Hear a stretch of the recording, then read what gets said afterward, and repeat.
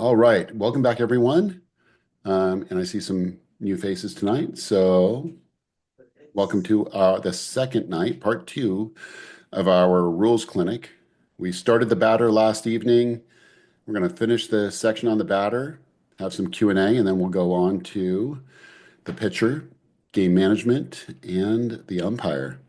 And if we are ahead of time, let's all hang out and talk about baseball and rules, funky plays, case plays, stump the ump.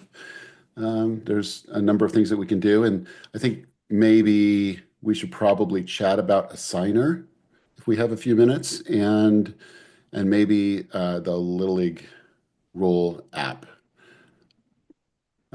which is John Peretta's favorite way to consume the rules, not printed paper, the digital version. All right. So for those of you who are just joining us this evening, if you weren't here last night, just a few conventions. We will usually put a star next to something that we have added that may not be included in the rules. These are usually our version of approved rulings. There are additional clarifications or interpretations that you might not find in the rule book. They probably come from the RIM, the Rules Instruction Manual. This is an additional document that is used to train umpires or the casebook or other forms of interpretation from other rule sets. So whether that's professional baseball or other. You'll see a red badge that says SU that stands for significant updates. That's significant updates for this year, 2025. So we won't badge anything that was new last year. Anything that is badged and in red text will stand out as new for this year. And then there is no substitute for reading the full text of the rules. We're going to paraphrase and consolidate a lot of these rules and give you summaries and that type of thing because, well, we have a PowerPoint slideshow format and we don't have the full length necessary to do the rules justice. So we're just gonna present the Cliff Notes version of those. And we'll ask that during the presentation, we have logical breaks at each section, where at the end of that section, we can answer any questions that you might have. So when you have a question, please open the Zoom chat. It should be available in the sidebar. Just look for the chat icon if you don't, or the chat pane. If you don't see the chat, there's a chat icon in the toolbar, which is probably at the bottom of your Zoom window. And if you are technically challenged and you would like to just jot something down on paper, do that. And then at the end of our section, when you get to the Q&A slide, just raise your hand either on camera or using the raise hand feature in Zoom, and we'll call on you. So the rulebook format is broken into a few different areas. We have official regulations. That's the Roman numeral section of the rulebook. The official playing rules, which we are covering, which we covered last night and tonight. And then later in the season, we'll have a different rules clinic for tournament rules and guidelines. All right, so we go, I think we ended on, I want to say it was 56. Pretty sure it was 56. Let me just go back to 55 and see if this is, yeah, we covered that. You struggled lately. All right, so a batter is out when, move some of these things on my screen here that are taking up too much space. A batter is out when a fair ball touches that batter before touching a fielder. So yesterday we were talking about what happens when a batted ball touches a runner. This is what happens when a fair ball touches the batter. And we have this kind of rule of thumb, a step and a half. So if the ball contacts the batter before they're a step and a half out of the box, then we have a foul ball. If they are a step and a half out of the box, and the batted ball contacts the batter runner, then you have an out. So 605G, after hitting or bunting a fair ball, the bat hits the ball a second time in fair territory. The ball is dead and no runners may advance. I had a very interesting case play where a batter swung and hit the ball and it went straight down and it hit the plate and bounced straight up. And on the backswing, he hit it again, this time sending it to the backstop. Um, in a million years, I'm probably never going to see that play again. And then continuing on with this rule, if the batter runner drops the bat and the ball rolls against the bat in fair territory, and in the umpire's judgment, there was no intention to interfere with the course of the ball is alive and in play. So we say there are no foreign objects in fair territory. And that means as long as the batter didn't intend to interfere with the course of the ball, that bat is nothing. Now, if the bat was in foul territory, then we would have a foul ball. The approved ruling says that if a bat is thrown into fair or foul territory and interferes with a defensive player attempting to make a play, interference shall be called whether intentional or not. So after hitting or bunting a foul ball, the batter runner intentionally deflects the course of the ball in any manner while running to first base. The ball is dead and no runners may advance. In 12 years of umpiring, I haven't seen this happen once, but I'm sure it has happened. They drill this at West Region. In cases where a detached batting helmet is accidentally hit in fair territory with a batted or thrown ball, the ball remains in play, the same as if it has not hit the helmet. And this is also a pretty rare situation. The batter runner probably would have to have run right out of the helmet and then it accidentally contacted the ball. And then the same rule of thumb applies here. There are no foreign objects in fair territory.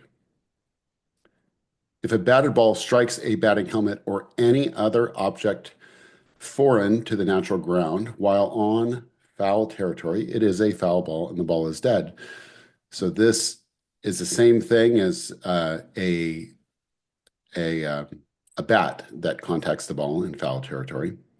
And so we get this language of there are no foreign objects in fair territory from this section, which is the opposite of that.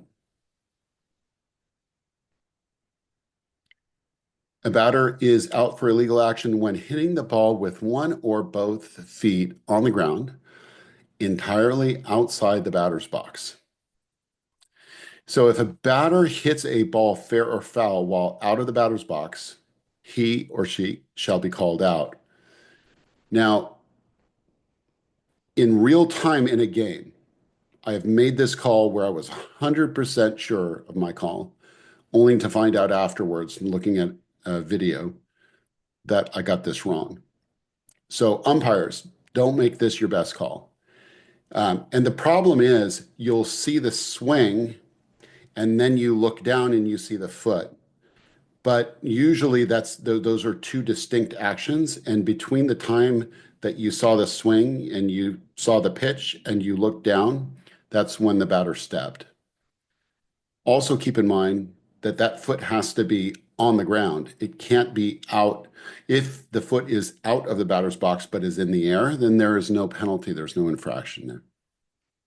So look for the obvious ones where a batter squares to bunt and they're standing on home plate and that foot is clearly completely outside of the batter's box.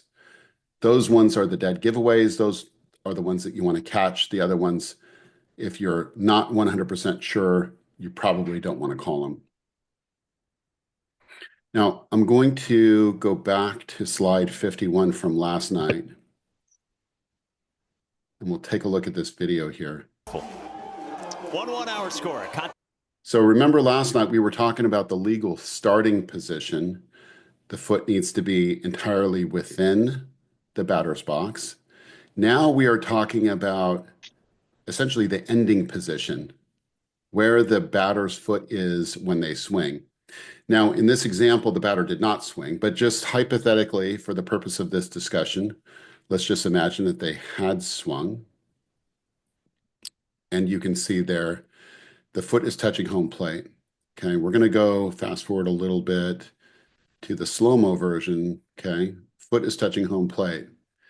So you might think if the foot is touching home plate, that batter, had they swung and contacted the ball, that batter would have been out. And in high school, you'd be right. Because in the high school rule set, any part of the foot touching home plate when the ball is contacted is an illegally batted ball, but not in Little League. So that foot has to be completely outside of the box. And again, you have to be 100% sure. And in this case here, without chalk lines, so deep into the game when those lines disappear, more than likely, looking at it from this angle, that heel was touching some part of where that chalk line used to be. And so you probably wouldn't have a penalty in this situation. Now, if their foot was squarely in the middle of home plate, then, and their heel was nowhere near the line, then of course you would have a penalty if that ball was contacted. Now, what if they stepped completely outside of the box with one or more feet on the ground, took a big swing and missed the pitch, didn't make contact with the ball? You also would not have a penalty in that situation. So for an illegally batted ball, you actually have to have contact with the ball. And I've already mentioned this, but here again in the comments, stepping on home plate is not an out unless the batter's foot is on the ground totally outside the batter's box when making contact with the ball. So let's talk about batter's interference. A batter is out for illegal action when interfering with the catcher's fielding or throwing. So you'll typically see this when a batter swings through and the momentum of that swing carries them over home plate. And especially at upper divisions, intermediate and above, where you have runners stealing on the pitch, you'll have a catcher attempting to throw out that, pick off that runner stealing second. So if the batter then crosses over that area around home plate and cuts off the catcher's ability to throw down, that's the most common type of batter's interference that you're going to see. So number two, making any other movement that hinders the catcher's actions at home plate or the catcher's attempt to play on a runner. So in the case of a steal from third, or number three is failing to make a reasonable effort to vacate a congested area when there is a throw to home plate and there is time for the batter to move away. And we covered this one extensively last night, so I'm not going to rehash that. Exception, the batter is not out if any runner attempting to advance is retired or if a runner trying to score is called out for batter's interference. So in this case here, if we, in the typical example for batter's interference, you have a runner stealing, you have a pickoff attempt at second. If the batter does interfere, but the catcher successfully completes that throw and retires that runner, then you proceed without reference to the interference. Now, interference doesn't require contact. A throw doesn't have to be made, unlike some other situations like last night, we talked about runner's lane interference, where a throw does have to be made, and the act does not need to be intentional.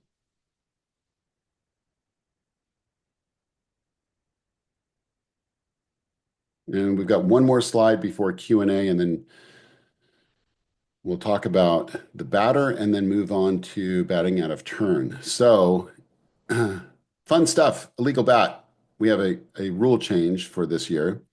I'm not going to read all of this, but essentially, if an illegal bat is discovered when a batter has one or both feet entirely on the ground with an illegal bat in the box, if it's discovered there, then you have a penalty. And if it's discovered prior to the next player entering the batter's box, you still could have a penalty all the way between the batter entering the box with one or both feet on the ground in the batter's box until the next batter comes up. So the note says, if the infraction is discovered before the next player enters the batter's box following the turn at bat of the player who used the illegal bat, the manager of the defense may advise the plate umpire of a decision to decline the penalty and accept the play, but they have to do it immediately. So they might choose to, based on what happened, they may choose to keep the result of the play. Now, in prior seasons, we didn't have such a stiff penalty in the regular season. We did in tournament play. Now, both rules are in sync. So you can see in the crossed out section, the penalty used to be the offensive team will lose one eligible adult base coach for the duration of the game. They were not ejected. They just simply could not serve as a offensive base coach. But now the manager or the manager of the team and the batter who violated the rule will be ejected from the game, and the offensive team will lose one eligible adult base coach for the duration of the game. So this lines up exactly with the tournament rule, and of course, manager and manager and the batter who violated the rule, not only are they ejected this game, but their next physically played game. This also lines up with Rule 301, which we'll cover later on the penalty for illegal equipment. All right. Questions? Greg.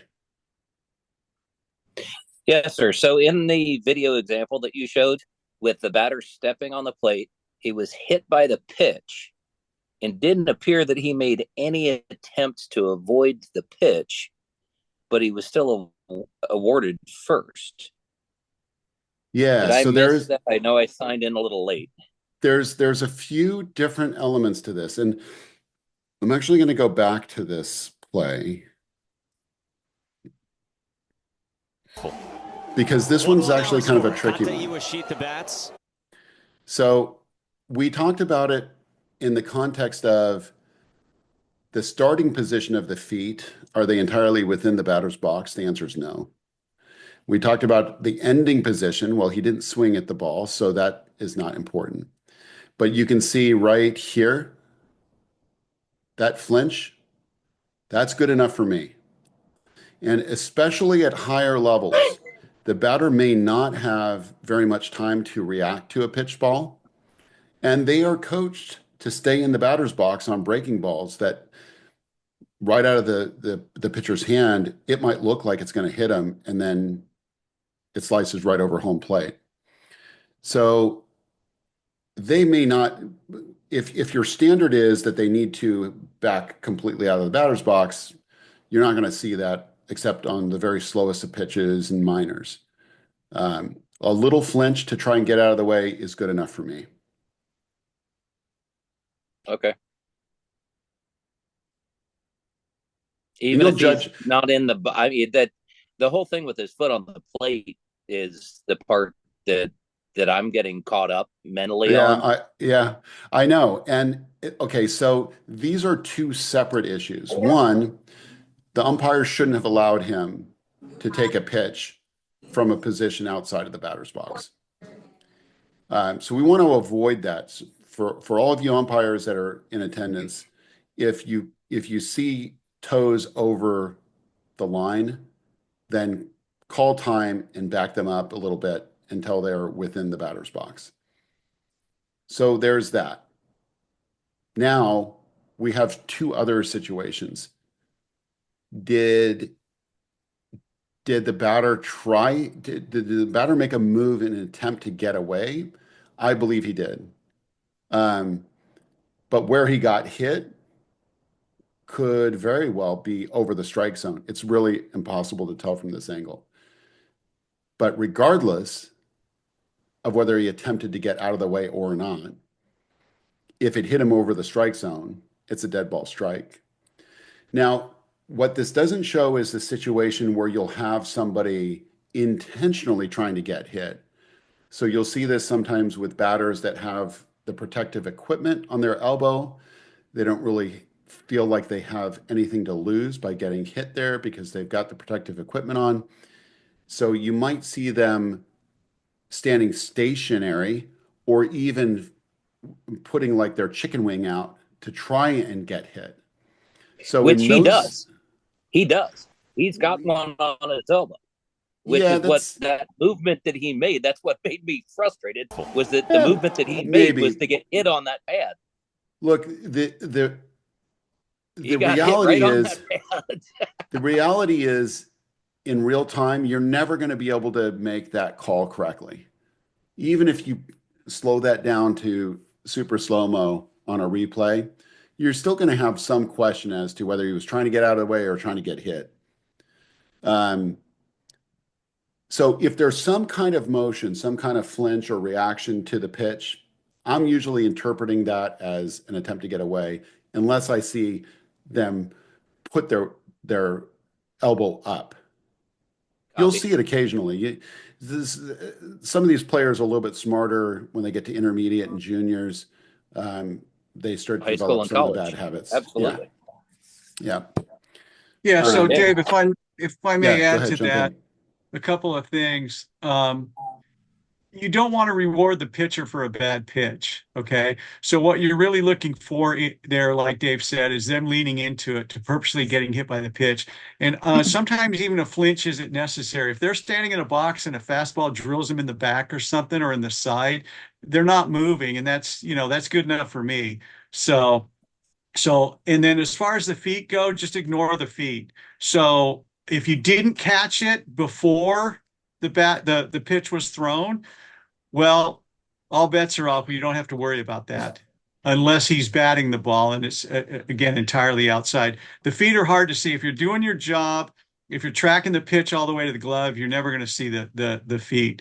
And plus, that batter on his prep step, he could be legal in the box and he could step out and stand on the plate right before the pitch comes in if he's got his prep step. So don't get hung up on the feet. If you didn't catch it, and plus there's no penalty for it unless he strikes the ball, unless he makes contact with the ball, fair or foul. So so again, like Dave said, it's kind of a feel thing, but yes, in this situation, he got hit and he gets first base. That's going to be the easier thing to defend. If you're going to try to keep him in the box, that's kind of picking up the dirty end of the stick on this particular play. But you'll see it. You'll know when you see it. And like Dave said, it's the older players. They'll stick their elbow out, and you'll catch it. You'll see it right away. Go, oh yeah, no. But that's just to me, that's a straight hit by pitch. The only thing you could argue is maybe it was in the strike zone, but I don't think so. It's too high. So on that play, it's a hit by pitch. Cool. Thanks, John. Sure. All right. I do not see anything in chat since last night. So I think we're going to move on to batting out of turn. Bill, you want to take this one?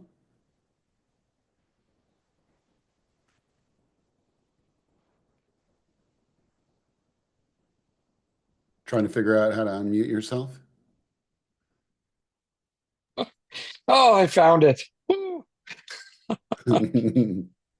All right.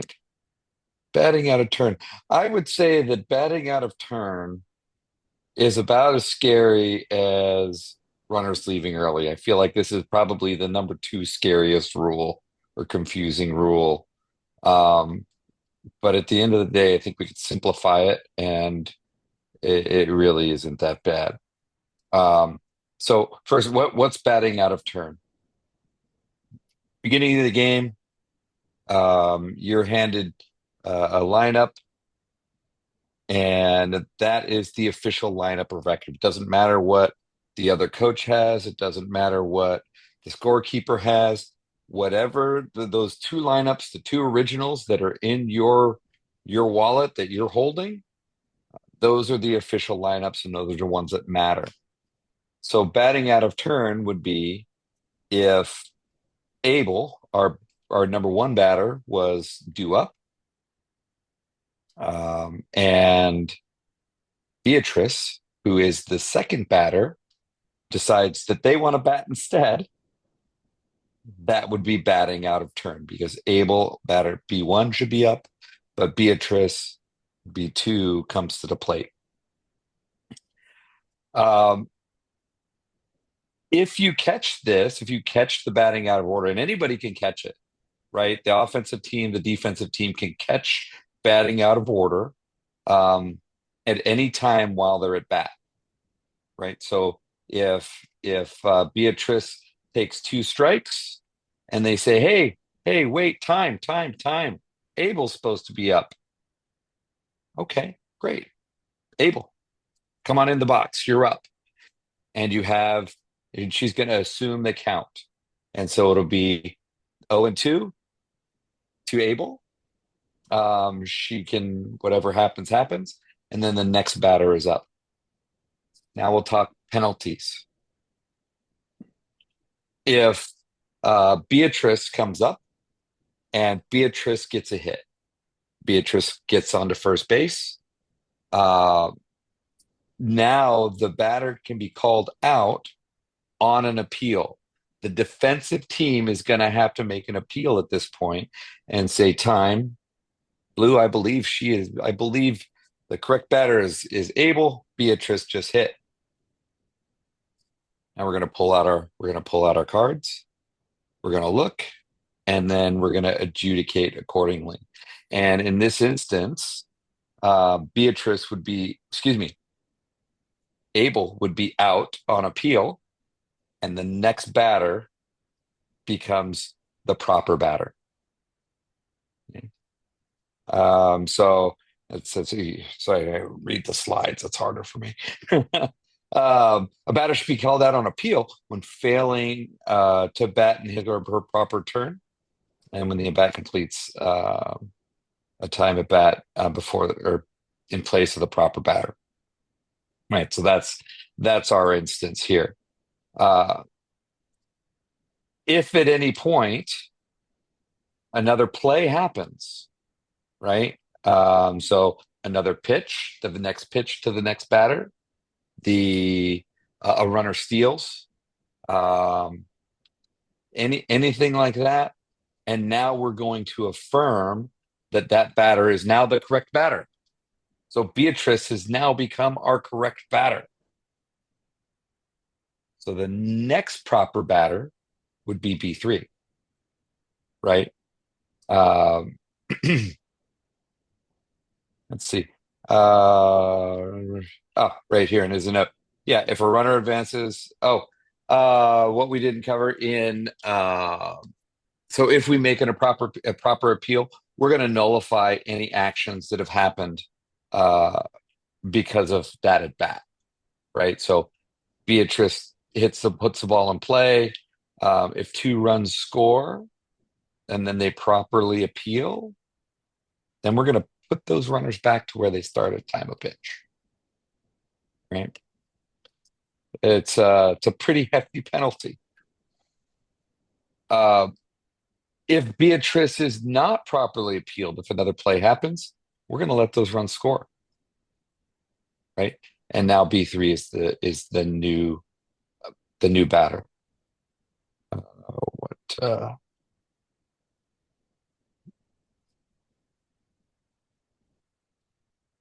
know what. Are you ready for another slide? I believe so. I think you covered Yep. all of that last one. Yep. I think I covered this one as well. The So only what thing I is mandatory play considerations. yeah, I'll get to that in a minute. What Okay, I really wanted to do was simplify this rule, right? To simplify gotcha. batting out of torque. The first thing I'd say is kind of defining what batting out of order is. If on my lineup card, we're going to use the name as the appropriate batter. So if you get a lineup card and it says it's number 3, and Beatrice that day is wearing number 2, that's not batting out of order. That is the proper batter in the lineup, and the coach made a mistake, and we're just going to fix that. Um, so we're going to use the name to define that. Now, as an official, um, what you want to do, the two things we want to do, the minute of batting out, or you get the batting out of order question, right? Slow down. Um, it's going to get hectic. So we need to understand, we need to take a snapshot of where the runners were. Okay, I had R1, I had R2. Perfect. And then we want to identify who the batter was and who's the proper batter. Those are the only two things we care about, right? Then we're going to look at our lineup cards. We're going to take our time, we'll walk over to scorekeeper, and we're going to affirm. And at that point, we adjudicate, right? Yes, Beatrice batting out of order. She's out. You back to R1. You back to first. You back to second. And now we're going to say who's the appropriate batter now. Well, if Abel R1 was our batter, Beatrice was B2. Well, now Beatrice is up because Abel is the one that's out. B1 is out. B2 is back at the plate. So Beatrice is going to get a second shot. So that's what I mean. We just take it, we slow it down, identify. All we need to know is who batted and who is supposed to bat, right? And then if we miss this, now we've affirmed. So next pitch happens, we've affirmed. Beatrice is the next batter. So then we go. We could end up kind of just working through the lineup, right? And continuing to have the wrong batter. This actually happened to me once as a coach. It was actually it was quite funny. In first inning, I have my lineup. I see that the second batter batted, and it was supposed to be the third. I noticed that they had the two batters switched, right? But the batter got out, so it wasn't advantageous to me. So I just let it go. I let it go, and then the next time at bat, same thing happened. Batter was out, didn't have the third time the batter gets a hit. Time that batter's batting out of order. They're out, and then they took a run off the board for it. So knowing the rule is useful as a manager, and knowing how to adjudicate it as an umpire is equally important. So on that third slide, where are we? Oh, I lost my. And we lost you again. There we go. So comments, right? So it can affect mandatory play, right? Because if they don't get there at bat, right? So that would affect mandatory play. If we skip over a batter, that doesn't count for their mandatory play. The really important thing for tournament directors, scorekeepers, even umpires is, we don't want to help the other team. So we don't say, oh, I wasn't Tommy supposed to be up? Oh, no, we don't want to do that. As the official scorekeeper, we just continue keeping score. As an announcer, we want to make sure that we're not just reading off the paper. We're looking to see who's up, and we see 25 coming to the plate. That's who we would announce. The burden is on the coaches and the managers to monitor this and to bring it up. right? So the scorekeeper can't say, hey, Mark, that's the wrong person. No, it's incumbent on the managers and the coaches to do this.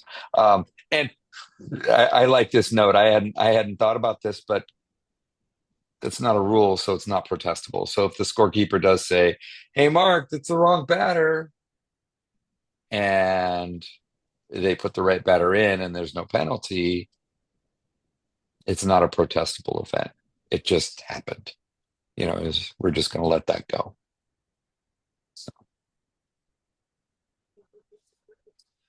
um, Kind of oh, covered this already, so yeah, I'm just going to leave this right, slide right. up here and see if you want to add anything to it. Yeah, I looked at this. I like your little decision tree here. Because this is effectively kind of demonstrating the same thing I said, right? Once we get this question, you know, who batted and who is the proper batter? Those are the questions we need to answer. Um, so was the batter in question proper? Yes. Then we have nothing, obviously. Improper, well, then we're gonna call the proper batter out. So in our instance, Abel, our B1, was supposed to bat. Beatrice B2 batted. So we're going to call Abel out. Abel's the one that's going to get the out recorded against her. And Beatrice is going to come back to the plate. And then we're going to nullify any actions that happened. Now, what I had mentioned in that nullification. So anything that happens during the at bat outside of the hit. So a runner steals, there's a pass ball, whatever. Any advances that happen during that at bat are going to stay. We're going to leave those. But if on the hit something happens, those are the things that we're going to nullify. So at the time of hit, we're going to identify where people were and we're going to return them.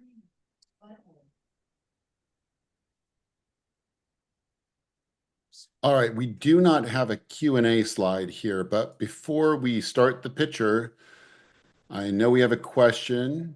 Greg, go ahead. Okay, I'm as clear as mud because that first example with Beatrice on first and Abel out until you just finished it, Bill. It's how Beatrice stayed on first, but you're saying that Beatrice goes back and hits in her proper spot and gets a second bite at the forbidden apple. Did I understand that correctly? Well, technically, Beatrice didn't bat, right?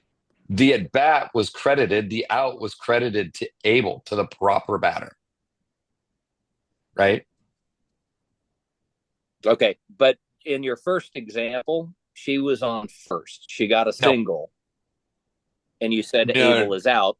But in the first example, in the very beginning, you didn't say that she went back and she hit again. She got a second at bat because Abel was out. Now she's hitting in her proper spot.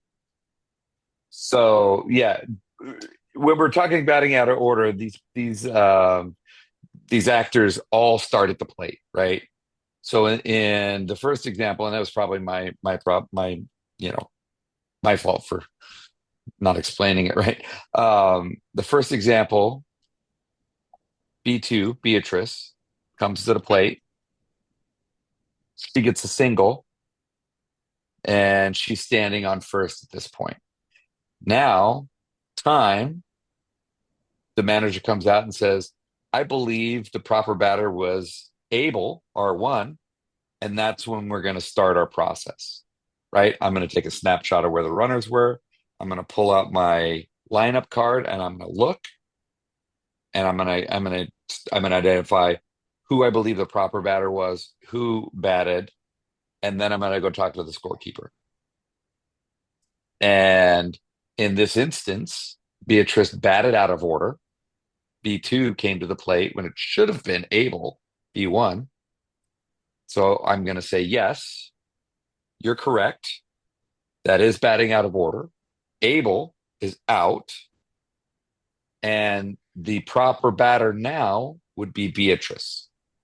So Beatrice gets to basically have 2 times at the plate because they batted Okay. out of order. Yeah. Okay, that makes sense now. Another question that I have, so at Lake Murray, our Sunset 2 field is way away from the bathrooms. What happens if we've got a kid that has, say, a 10-minute round trip to the bathroom for a kid? What happens in that scenario? Yeah. So We know I the just, player's out to the restroom yep, and they're at the plate. They're supposed to be at the plate. yep.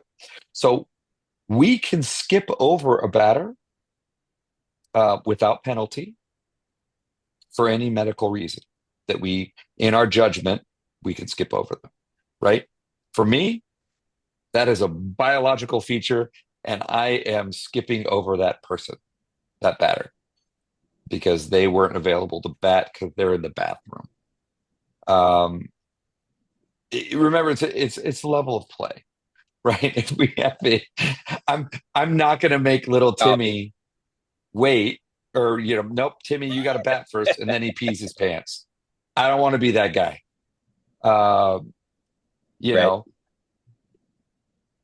I'm also gonna kind of understand. It really, at the end of the day, that's where you're gonna umpire.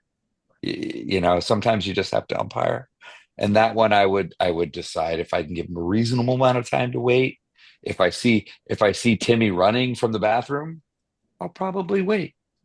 If he's not there and it's a regular season game, I'm probably skipping over him. I would yeah, that's probably where I would go. Dave, I don't know if you have a, Yeah, a let me different just answer for let me that just one. add a couple things. So what you're talking about, Bill, is continuous batting order, which all of our leagues are doing. So absolutely, you treat it just like any other injury or illness. If a player can't play, then you skip over them without penalty. If you're doing a traditional batting lineup under Rule 303, then you would have a substitution for that. And I did want to cover one additional issue for mandatory play. If you have the improper batter is discovered during that bat, and the proper batter takes their place in the batter's box, assumes the count, neither the proper or the Ah, improper batter has an at bat for the purposes of mandatory play. yep, Now, and I'm drawing a blank. I'm going to defer to John on this one, but what I think happens is if the proper batter is called out for batting out of turn, I believe it does count towards their mandatory play, their one at bat. Not that it really matters because we're on continuous batting order anyway. But John, if you have anything to add, let me know. I think it does. We'd have to go back to the one of the slides in the beginning, which was an at bat. I think we may have covered that, the definition of an at bat. So we're on slide 64. Let me just go back Yeah, to, it is an at bat if a proper batter is called out under Rule 607, batting out of turn. So the proper batter does get mm, credit for an at bat, which seems a little counterintuitive, but that's yeah. the rule. right. Okay, any other questions? Not specifically on batting out of turn, but also anything on the entire section of the batter. If you have any questions, post it to chat or raise your hand. And hearing none, we are going to move on to the pitcher. And John, I believe you're taking this one. I believe I am. Okay, so we're going to spend a little time talking about the pitchers. This is in Regulation 6, which is in the front part of your rule book. It gives you all the regulations, restrictions, what a pitcher can and cannot do. Later, we'll get into illegal pitches and talk about box a little bit too. And that's farther in the rule book. That's under Section 8, I believe, later in the rule book. So the pitchers are covered kind of in two different areas of the rule book. So couple things here that we'll get into. Um, this hasn't changed much at all. This has been around for a few years now. So a player that plays a position of catcher in 4 or more innings in a game is not eligible to pitch on that calendar day. So, and what they want to stress upon is 1 pitch constitutes an inning caught. So not warm-up pitches, but if it catches a regulation pitch, then that counts as towards a full inning. And so this is talking about what you can do, where the catcher can go to pitcher, the pitcher can go to catcher. So there's some restrictions on that. Managers, coaches, and umpires need to know that to prevent a protest or putting in an ineligible pitcher. So if a player has played the position of catcher for 3 or more innings, or excuse me, 3 or less innings, moves to the pitcher position and delivers 21 pitches or more, you can't return to the catcher position on that calendar day. That's a change from a few years ago. You used to be able to. So managers were kind of skirting the rule on that. So so as an umpire, you really need to kind of notate on your scorecard, notate the number of pitches. You can just always ask and put it by the player, and that way you kind of keep track of it.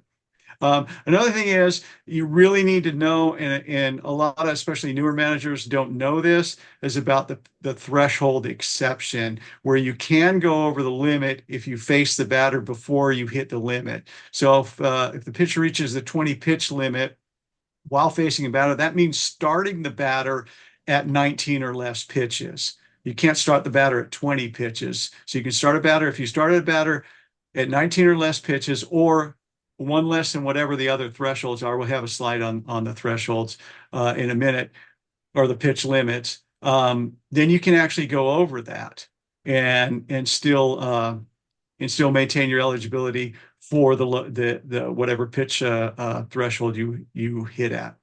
So that's been around for a while. But we still see some managers and coaches don't know that. So, and it doesn't matter how far over the pitch limit they go. They could go clear into the next. I mean, it could be a marathon at bat, and the kid could foul off 25 pitches, and it could go into the next pitch limit threshold. So, but you need to know that when you can start that, you can't start it at the limit. You have to start the batter before the limit. Okay, next slide, Dave. And this is more just kind of talking about more of the threshold. So a catcher receiving 1 pitch to a batter in the 4th inning constitutes having caught 4 innings. So just as I said before, and if a pitcher reaches 40 pitches while facing a batter, the pitcher may continue to pitch and maintain their eligibility to play the position of catcher for the remainder of that day. So that's the limit. Pitcher faces more than 41 pitches or more, you're not going to be able to play catcher unless it's a threshold exemption. Again, you would have to start that batter before 40 pitches. Next slide. A couple things here, majors and below. Once a pitcher is removed, the pitcher may not return. So that's in majors and below. You pull your pitcher in majors and below, they're not coming back to that game, period. Intermediate and above, pitcher removed as pitcher and remaining in the game defensively. So you have to remember this. You've got to keep that pitcher. If you want to bring him back, you got to keep him in the game defensively, move him to another spot. You can't put him on the bench. So they may return to pitch once per game. So once per game. So as an umpire, you need to pay attention to that, where that's going to go. That's the importance of keeping an accurate lineup card so that you know that kid has gone to another defensive position and can return as pitcher. So there's little notations that you need to kind of know, and everyone keeps it differently. So it's just whatever works for you. There's no hard and fast rule, but keeping fairly clear notes on your lineup card really helps. So that's why we try to impress upon umpires to carry a lineup card. And here's one thing that's fairly new. A pitcher may not pitch on 3 consecutive days, regardless of the number of pitches. So 3 consecutive days, not 3 consecutive games. It's 3 consecutive days. So this usually isn't an issue during regular season. However, in some of the in-season tournaments that we have, you could be playing 3 games in a row. You could be playing Friday, Saturday, Sunday. So you need to be aware of that. No kid can pitch 3 consecutive days. Hey, John, I And it's not, neglected to update this slide based on a significant update. It wasn't actually a significant update. It was just a change in the wording for clarification, but it is in the significant updates for this section. And the actual wording that's in the rule book now provides consistency and clarification in the wording that a pitcher in the intermediate and up divisions remaining on defense in the game but moving to a different defensive position can return as a pitcher anytime in the remainder of the game. So again, it wasn't changing the rule, but I think that the wording where it said remaining in the game defensively was causing some confusion. So they changed that to remaining on defense in the game but moving to a different defensive position. oh, that's right. Yeah, you're correct. They did update that. Are you Okay, ready for next the next slide. slide? Okay.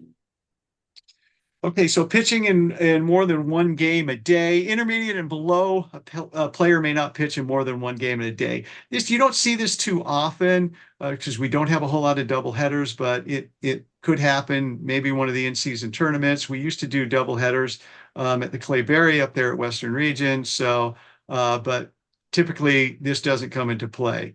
But if it does, you need to know that intermediate and below player can only pitch in one game a day. So junior and senior league, again, we don't. Sometimes in seniors we might play some double headers to get the games in, but that's not a concern anymore because there's no mandatory amount of games that seniors can play to be eligible for all-stars anymore. So if you do see it though, a player can be used as a pitcher in up to 2 games a day. There is a pitch limit on that of 31 or more. And your pitch count is cumulative. It doesn't reset for each game. Okay, next slide, Dave. So here's the pitch counts. Little League has instituted this a number of years ago. They haven't changed in a while. In my opinion, they're still maybe a little too high. And just one of the things that I want to say is for managers and coaches, just because you can max your pitcher out, doesn't mean that you have to, especially early on in the season. So you got to be cognizant of that. I think pitch counts are great, but I think it gives sometimes managers not thinking about that. Well, I can throw them 85 and I'm going to do that the first game of the season. It's always best to maybe, keep their limit down a little bit and build up that arm strength because, you got 20 something games plus to play more if you're going to all-stars. So there's always that consideration as well too. But regardless, it's up to the manager. You've got to be able to track that and understand the days of rest and your pitch count limits as well too. Next slide, Dave. So each league, every game has to have a scorekeeper.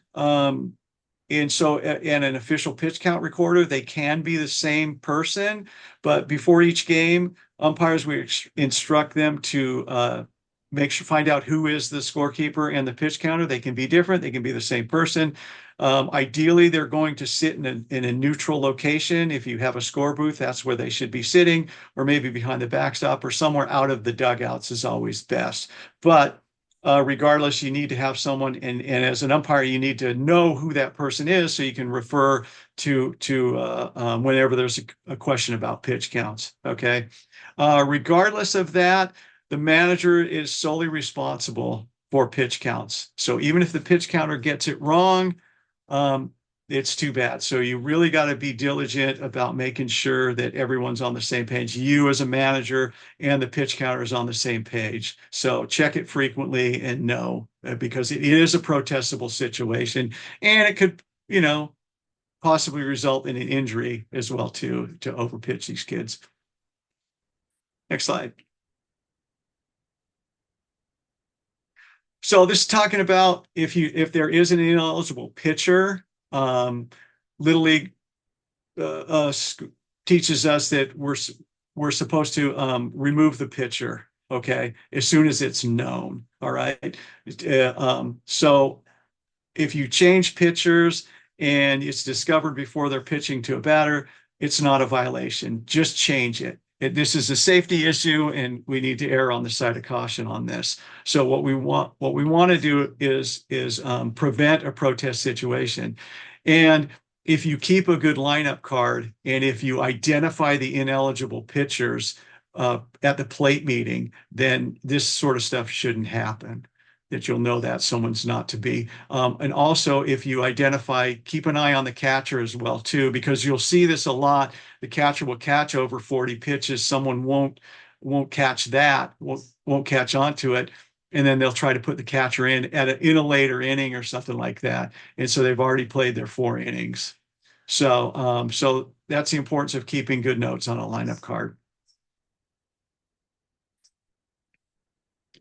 So pitcher's uniform and gear. So this has changed. This is a significant update. So the rule is still there that any part of the pitcher's undershirt or t-shirt exposed to view shall be of a solid color. You've got undershirt sleeves. They just can't be white or gray. Now the neoprene sleeves are approved for Little League play. And the only restriction on that is they just can't be white or gray, and they have to be a solid color. So that you'll see that. And as far as the way I'm reading this, it used to be that the sleeves have to be the same length, but as far as I'm reading this, they can be on one arm or the other or both. And if you might see play calling bands, there's some restrictions on that. You got to wear it on the wrist or glove only. Same thing, can't be white, gray, or optic yellow. And another one here that we don't see this too often, but 115A, the pitcher's glove can't be white or light gray, exclusive of the piping. So in other words, the piping can be white or light gray, but the majority of the glove can't be. And you can't attach anything to the glove that might be anything at all. It's just to prevent distractions. Okay, next slide, Dave. Okay, so there's 2. Now we're going to skip into 801. This is section 8 of the rule book, and this talks a lot about pitchers, pitching delivery, illegal pitches, and box, and we're going to talk a little bit about that. So there's 2 legal positions that you'll see in Little League Baseball is the windup and the set. Pretty much everybody knows that. So a couple things that you need to know about this. So when in that legal position, foot on the rubber, there's 3 things that a pitcher can do. You can deliver the pitch to the batter. You can step and throw to an occupied base. Now notice stepping and throwing to an occupied base, it doesn't say you have to disengage first. Okay, so you can step and throw to an occupied base from the rubber, either as a right-hander or a left-hander. Now typically you'll see this on a lefty pitcher picking to first. All right, they're going to throw from the rubber. Perfectly legal to do. You don't see it a whole lot from righties because it's a little awkward. They're usually going to step off. It's just not as effective, but they can step and throw to an occupied base from the rubber. So that's gets to be a little confusing. A lot of people think in order to throw to base, you have to step off. That is not the case. And the third thing you can do is disengage the pitcher's plate. So stepping off, and you have to, with runners on, you do have to disengage properly. And that's used with the proper foot, with the pivot foot, stepping back. And starting the windup commits the pitcher to pitch if you're in the windup position. Once they start their motion, they got to go. They got to go for home. Next slide, Dave. Okay, this is one we see it a little bit here, but this is their different rule sets have different exceptions. This is the Little League rule. You're not supposed to bring your hand or in contact with the mouth or lips on the pitcher's plate. So typically, most seasoned experienced pitchers, they'll do it just when starting to come on the mound from the back of the mound, but they can't do it on the plate. And what we like to see as umpires, if they're going to the mouth, give me a wipe. And a lot of the kids, especially at the upper divisions, they know that. So, but you're just not supposed to do it on the pitcher's plate. You can blow on your hand if it's cold. That's okay. That's an exception to that. But you can't go directly to the mouth while you're on the pitcher plate. Another thing is the pitcher can't apply anything to the ball. You'll see that sometimes, especially younger levels, they want to rub the ball up with some more dirt on the mound. They can't do that. They can only rub it between their bare hands. Now, yes, technically speaking, if the pitcher has a glove on their pitching or their non-pitching hand, they are wearing a batting glove on their glove hand, they're not supposed to rub the ball between the glove and their other bare hand. So I don't know that I go there that often, but technically speaking, they're supposed to remove the batting glove in order to rub up the ball. I don't think I'm going to go there, but if that's what you want to do, go right ahead. And these are mostly just warnings for that, and just move on. The kids get it and they understand. Okay, next slide, Dave.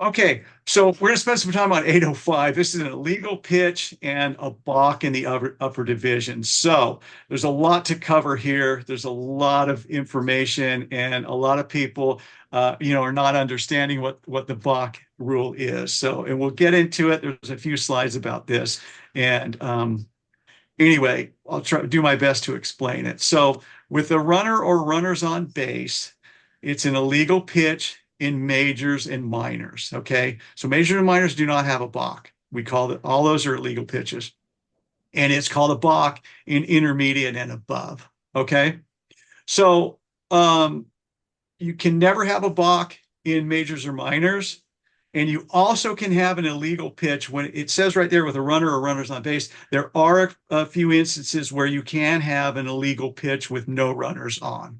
All right. So they're basically the same infraction. The penalty is slightly different between majors and minors and intermediate. And we'll talk about those. We got a few slides to go through. So here's a couple of things. It's right in the rule book. The pitcher, while touching the plate, makes any motion naturally associated with the pitch and fails to make a delivery. So they fail to make the pitch from the rubber. That's going to be a legal pitch or balk. While touching the plate, he feints the throw to first base and fails to complete the throw.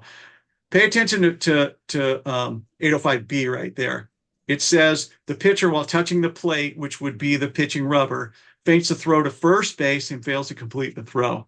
That applies to first base only. So if they're going to be on the rubber and they're going to fake a throw to first, they've got to throw that. Okay, they've got to throw and that's just to first base. They can fake a throw from the rubber to second or third. And the third base fake, that differs from the major leagues where they've made that illegal. So understand that from the rubber, it's only to first that they have to throw. Everything else, they can just fake. The pitcher, when you're touching the plate, if you fail to step towards a base before throwing to that base, that's usually on a pickoff attempt, and we call that not getting distance or a direction. So that would be, in the upper division, we call that a no-step balk. You won't see that very often, if at all, in the in majors and minors because they're not leading off.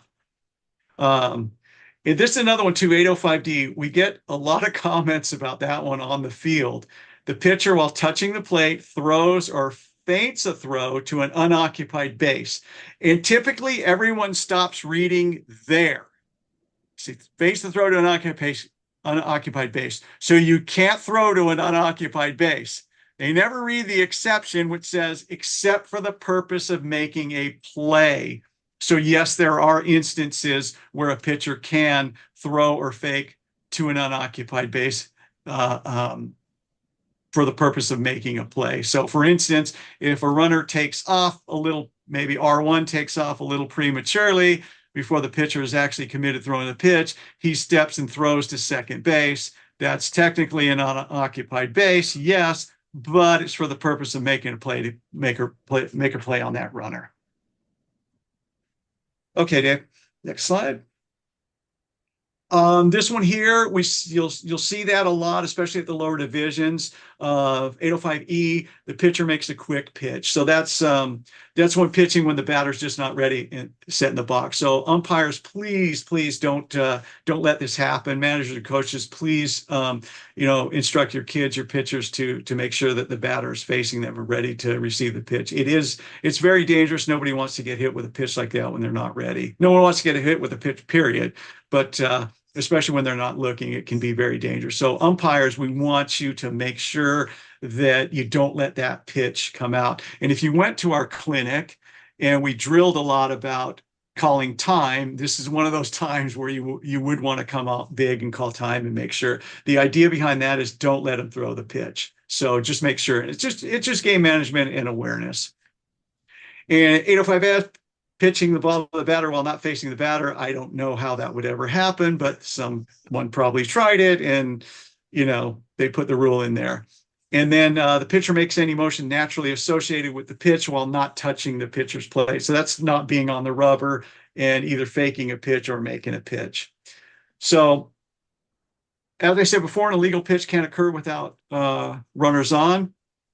But what happens, and we'll talk about which ones, like a quick pitch, that can happen without runners on. And 805G, same thing, that can happen without runners on. So there is illegal pitches. All your infractions will be illegal pitches in majors or minors. In intermediate and above, the infractions will be boxed, but you also can have illegal pitches in intermediate and above. So a quick pitch will be an illegal pitch in intermediate and above with no runners on, and same with 805G. That will be an illegal pitch. So clear as mud? I hope so. Now, the difference is the penalty. So in majors and minors, all your illegal pitches are going to be a ball, regardless if they throw the pitch or not. Always going to be a ball. There's a slide on that. We'll talk about that later. And in juniors and above, with runners on base, it's going to be a balk. So there's going to be a penalty attached to that of advancing the runners. And otherwise, an illegal pitch will be a ball and a pitch added to the pitch count. Okay, next slide. A couple more infractions. The pitcher without having the ball stands on or astride the pitcher's plate while off the plate feints a pitch. So you'll see this. The first part of that, the pitcher without having the ball stands on or astride the pitcher's plate. So that's going to usually come into play on the hidden ball trick. Okay, you'll see this sometimes. You can't have the pitcher can't be on there, and it will happen. They'll fake like they're going to, ready to pitch, and the shortstop, second baseman, or whoever, another fielder has the ball. So as an umpire, you need to pay attention to that, that they can't have that, and that's an infraction. And the pitcher, while touching the plate, accidentally or intentionally drops the ball. That's going to be an illegal pitch or a balk with runners on. 805M, intermediate and above only. The pitcher delivers the pitch from the set position without coming to a stop. In majors and below, doesn't matter. They can roll through their stops. This is the most common balk that you'll see on the big diamond, is what we call a no-stop balk.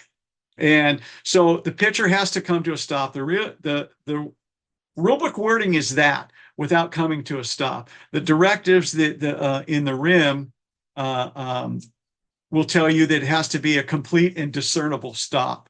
So whatever that is, to you as an umpire, you decide what a complete and discernible stop. There is no 1 second, 2 second, whatever. A change of direction is not a stop. So it's got to be a complete and discernible stop. And that's really the only guidance you have. It's up to your judgment. You'll know it when you see it.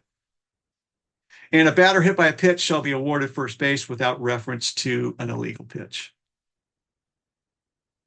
Okay, so penalty on the illegal pitch. It's basically the ball is dead. This is majors and minors. The ball is dead, no runners are going to advance, and it is basically a ball to the batter. And that's going to be a pitch to the pitch count as well, too, regardless of the regardless if the pitch is thrown or not. If the pitch is thrown, so say you call a legal pitch, if the pitch is thrown and the ball is put into play, upon completion of the play, the manager of the offense may advise the plate umpire of a decision to decline the illegal pitch penalty and accept the play. So if the kid hits a home run, I mean, that's a much better outcome than getting a ball to the batter. So anyway, they got to do it right at the end of the play. However, if the batter hits the ball and reaches first base safely, and if all base runners advance at least one base on the action resulting from the batted ball, the play proceeds without reference to the illegal pitch. Okay, so there are some exceptions to that. And again, like I said, regardless if they throw the pitch or not, you're going to charge a pitch to their pitch count, and it's a ball to the batter. And right here, the note, no box in majors or minors. So it's pretty easy. The pitchers in majors and minors, they can almost do whatever they want. So that one's pretty easy. The problem comes in box, and we see that with umpires wanting to move up to the big diamond as well. And that seems to be one of the scary points of that. People are like reticent to do that because they're like, I don't know how to call a balk. There's a great video out that's put out by Jim Evans. I think it's on the internet somewhere, on YouTube somewhere, and he goes through a bunch of balks. That's a good one. It's a Jim Evans balk video or something like that. You can always watch it. It's pretty entertaining. I was thinking of the other great video, John, the one in the bar. Oh, with the Budweiser one? That's Yeah. a really good one too. Yeah. That was probably on YouTube as well. So let's talk about a penalty on the balk, and this is specific to most rule sets here, so it is fairly consistent, except at the high school level, that's a little bit different. So on the big diamond, intermediate and above, when there is a balk, the ball is dead, and each runner shall advance one base without liability to be put out, unless there's a condition there, unless the pitch is actually thrown and the batter reaches first base on a hit, an error, a base on balls, a hit batter, or anything like that. So if the batter runner reaches first base safely and all other runners advance at least one base, then we just ignore the balk. Typically, if you're lucky, when you call a balk, the pitcher won't throw the pitch, and that's real easy. You just advance all runners one base. When the ball's put into play, then you got to think about it, because sometimes if that batter runner gets out or another player gets out, then you've got to enforce the balk and kind of put things back the way they were. So if a balk is called and the pitch is delivered, it is not a ball or a strike unless it's ball four, awarding first base and enforcing all runners to on base to advance. So if you're going to only advance the runner and the batter runner is not achieving first base, it's basically no pitch. If the pitcher actually throws the pitch, then it does count as a pitch to his pitch count, which is going to be a ball. Excuse me, which is just going to be a pitch to his pitch count. If the pitch is not delivered, then it's nothing. There's no pitch to the pitch count. And the reason why they make that distinction between majors and minors, because there is a penalty built in the balk rule. You're advancing runners, so there's a penalty there. So again, the pitch is physically thrown. It's a pitch to the pitch count. If it's not, no pitch to the pitch count. It's different from majors and minors, regardless if the pitch is thrown or not. Illegal pitches always counts as a pitch to the pitch count. Okay, next slide, Dave. Oh, excuse me. Hold on. Before you go that, there's no manager option on a balk. There is a misconception sometimes that you want to take the results of the play or whatever. It's the umpires are either going to enforce the play, or if those conditions are met that we talk about, otherwise, batter runner reaching first base safely, all other runners advance at least one base, then we're going to just basically ignore the balk. But there's no manager's option on that. We either enforce the balk or we ignore it because everyone's advanced. Okay, so this is one thing I want to talk about here in that note, the very first one. The purpose of the balk rule is to prevent the pitcher from deliberately deceiving the base runner, okay? There's doubt in the umpire's mind, the intent of the pitcher should govern. Okay, so let's talk about this. It's kind of poorly worded. It really should say the purpose of the balk rule is to prevent the pitcher from illegally deceiving the base runner, because they're trying to deceive the base runner a lot, and they can legally do it. They can nod their head. They can look side to side. There's subtle movements that they can do. Left-handed pitchers will sometimes try to bring their knee past their back, their other foot, or excuse me, other leg, and not their foot across the rubber in order to gain an advantage on a pickoff play to first. So there are things that you can do to deceive the runner. Deceit is part of the game. So it really is. So as umpires, we try to teach people, don't say, oh, he was deceiving the base runner. Yeah, He was. It's better to say he was illegally deceiving or he committed an infraction or something like that. So don't get caught up on that. He's trying to deceive the runner. Yeah, he's trying to deceive the runner. You would too if you were a pitcher. So anyway, don't get hung up on that. And like we talked about in note 1 there, straddling the pitcher's plate without the ball is to be interpreted as intent to deceive and rule to block. That's covered in another part of the rule, whatever it is. I can't remember the letter number, but anyway, that one there, that's covered. And number 2 talks about basically throwing to an unoccupied base. And that was, I explained that a little bit earlier. Okay, next slide, Dave. Okay, defensive visits. These changed recently, last, I don't know, 3 or 4 years or whatever it is. In majors and minors, in majors, you get majors and above, you get 1 visit per inning. The manager gets 1 visit per inning. And on the second visit in that inning, the pitcher must be removed. So that's when you get 1 free in inning. Second one in that same inning is the same pitcher. You've got to remove them. Minors, you get an extra 1. You get 2 free, and then you got to remove. And then the other part of this, it's twice in a game. So you get 2 free in a game, but on the third one visit, you got to remove the pitcher. Unless it's minors, it's three free ones, and the fourth one in a game. So there's a distinction there between innings, how many times you can do it in an inning, how many times you can do it in a game. So a couple things. The visit may include any and all players at the mound. Doesn't matter. They can all come into the mound. In intermediate and above, the visits are cumulative for re-entering pitchers. So you got to keep a record of that. Again, lineup card, keeping good notes.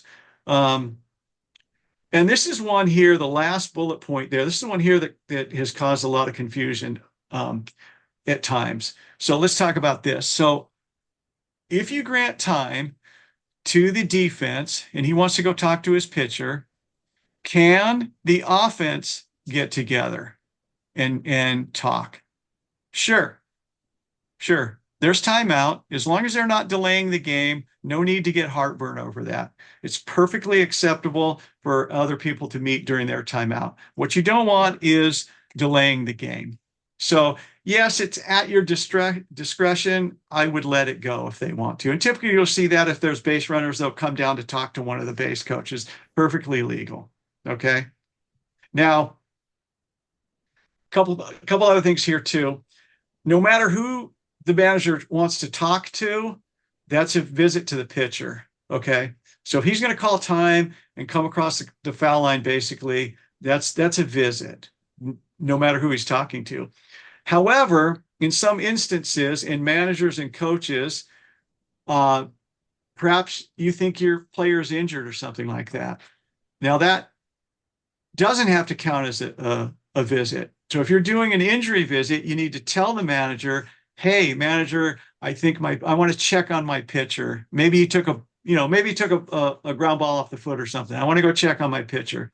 And you as an umpires, you're going to go out there and you're going to monitor that visit. And it's perfectly acceptable to say when he's going out there, hey, I want to check on my pitcher, and you're walking to the mound with him. You say, yeah, hey, make sure you just talk about the injury, no strategy. Okay, that's it.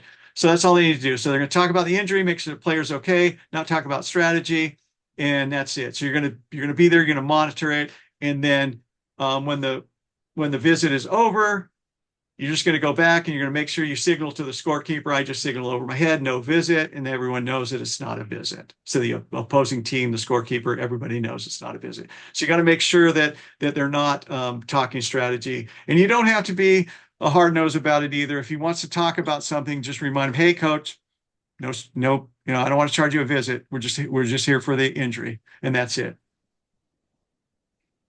Okay, next slide, Dave.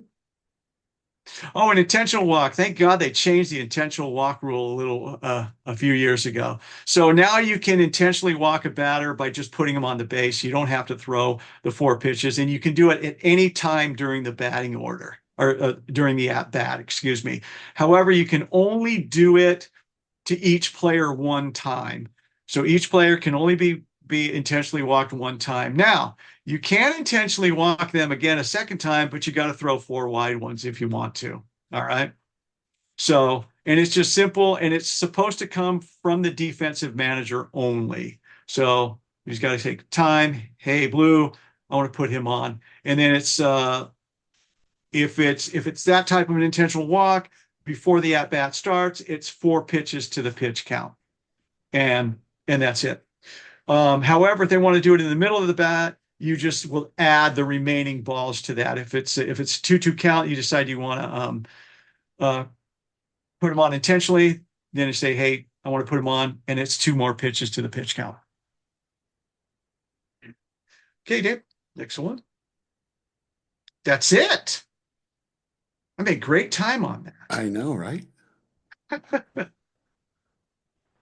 Okay, I think we have a comment. There's something in the chat room here. What do we got? We have a question in chat from Mark, and Greg is up next with his hand. Okay, so Mark, the question is, I've seen in minors a pitcher started their windup and lost, excuse me, and lost their balance and were forced to reset. Should a ball be called? If there were runners on base, yes. I mean, that's an illegal pitch. So that's, basically, starting your pitch and not finishing it. So yes, that's what happened. No runners on, it's just a reset. That's it. And for those of you Okay. managers who managed in the fall, we had different rules in the fall for players that were moving up into minors, to where we would warn them because they've never seen that before. And so we weren't penalizing in the fall. That does not apply in the spring season. Yes. And Greg, you had a question. I have multiple. Thank you. All right. So to clarify, minors, no lead available, but the pitcher can actually make a pickoff move to first base without consequence. Correct. All right. Yeah, you can throw over. The rule says that you can throw to a base. You just have to step and throw. You've got to get what we would call distance and direction. So I don't know why you would want to, but you can. It just interesting. It was just something that I picked up, and we may do as a coach because I may throw somebody way off. Yeah, well, remember that 713 doesn't it's not like an out if the people step off the bag. So they're minors, they can step off the bag and the pitcher can just throw right over. That can happen. So Dave, just a quick note, maybe put a Q&A halfway through this section, because there's a lot to cover, and there's a lot of things. I'm trying to make notes, and with my hand surgery, I'm scribbling all over the place and can't figure everything out. So also 805 section 1, straddling is a balk. So if you're not touching the rubber, which pitcher's plate is confusing as heck, and why Little League doesn't want to say rubber is ridiculous, but straddling is a balk. I'm trying to find this one. Where is it? It was 805 and it was 1. 805 one of the last 805 slides. The pitcher, okay. So you're not in contact with the rubber, but you're looking to deceive, which, as you get higher up in baseball, like you said, John, that's your job, is to deceive the runner. But if you're not on the rubber, then how is that a balk if you're straddling? Well, you're not on the rubber. That's a totally new one to me. Well, I answer these questions sometimes this way, because the rule book says so. And that's really basically it. It says that if you don't have the ball and you stand on or astride the pitcher's plate, or while off the plate, you're faking a throw. So yeah. You got to be either on the rubber or in front of the rubber. Now, the reality of it too is, on a lot of our fields, they don't always get the best maintenance. So there's a little hole in the front of the rubber, and technically speaking, the pitcher is not touching the rubber. But we're going to ignore that one. As long as they're in their foot is in the hole. Specifically, 805 one specifically said straddling, which means you're on the backside of the rubber. So your contact foot's on the backside if you're straddling the rubber, and we all learned that in high school. Straddle the rubber. Which one are you talking about? 805 I? He's referring to I. No, it was one. Well, these are letters, unless you're talking about a note. It may have been a note. Keep moving forward. Okay, I'm going to go all the way back. This is the beginning. It was at the end of 805. Let me see. Oh, this is what you're talking about. What slide is that, Dave? No, this not is that the balk rule. Oh, yeah. Here it is. Okay. Yeah. Slide 82. So, yeah. Slide 82. Straddling the pitcher's plate without the ball is to be interpreted as an intent to deceive and rule the balk. So, yeah, you can't get on the rubber. Remember, that's without the ball. So, right, straddling you're the pitcher's not, plate you're without straddling the rubber. You're not on the rubber. You're straddling, which means your contact foot is on the backside of the rubber. If I'm interpreting straddling correctly, I wouldn't necessarily. No, I don't think straddling is interpreted as you're actually on the rubber. I believe straddling is been determined to be defined as you're kind of over the rubber, like straddling a line. It's between your legs, between your feet. So regardless, you can't be basically anywhere near, well, not anywhere near, but you can't be that close to the rubber without the ball. Darn it. Yeah.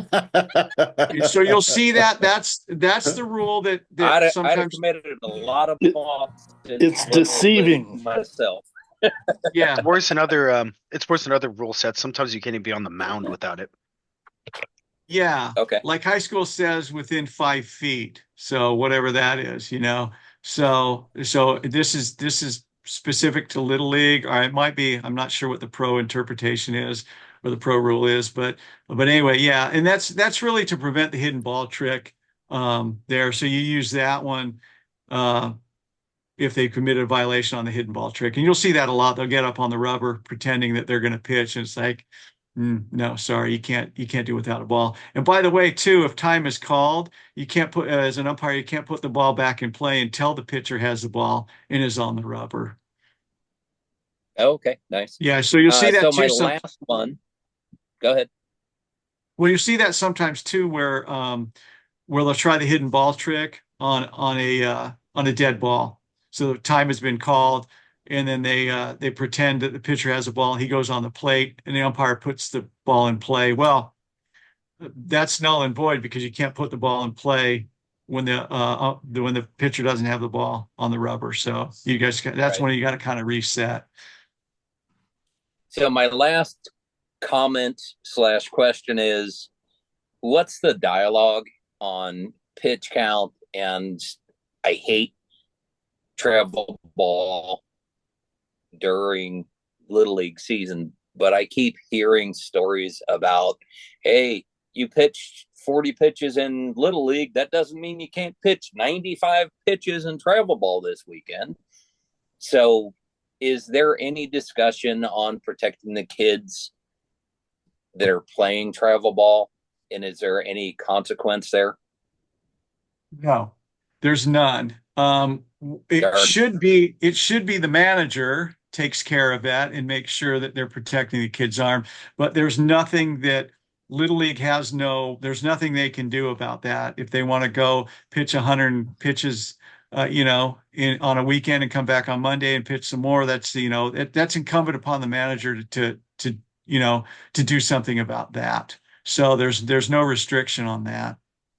That's so, and you'll see the other way too.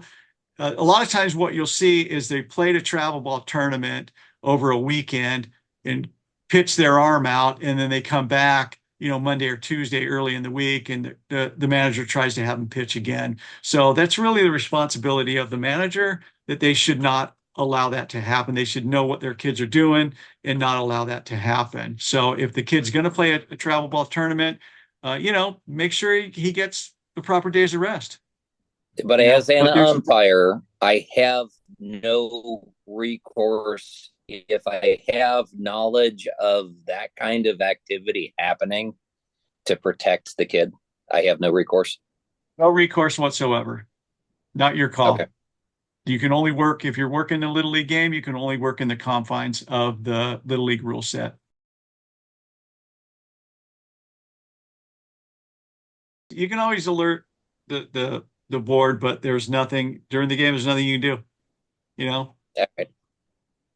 Yeah, it's also to Thank the you. guardians and parents. Yeah. All right. Oh, do we have any other questions? All right, let's move right along. Ken, I believe you're taking this section. Indeed, I do apologize. I don't actually own a camera to put on my computer, so you guys are just gonna have to have the blank box.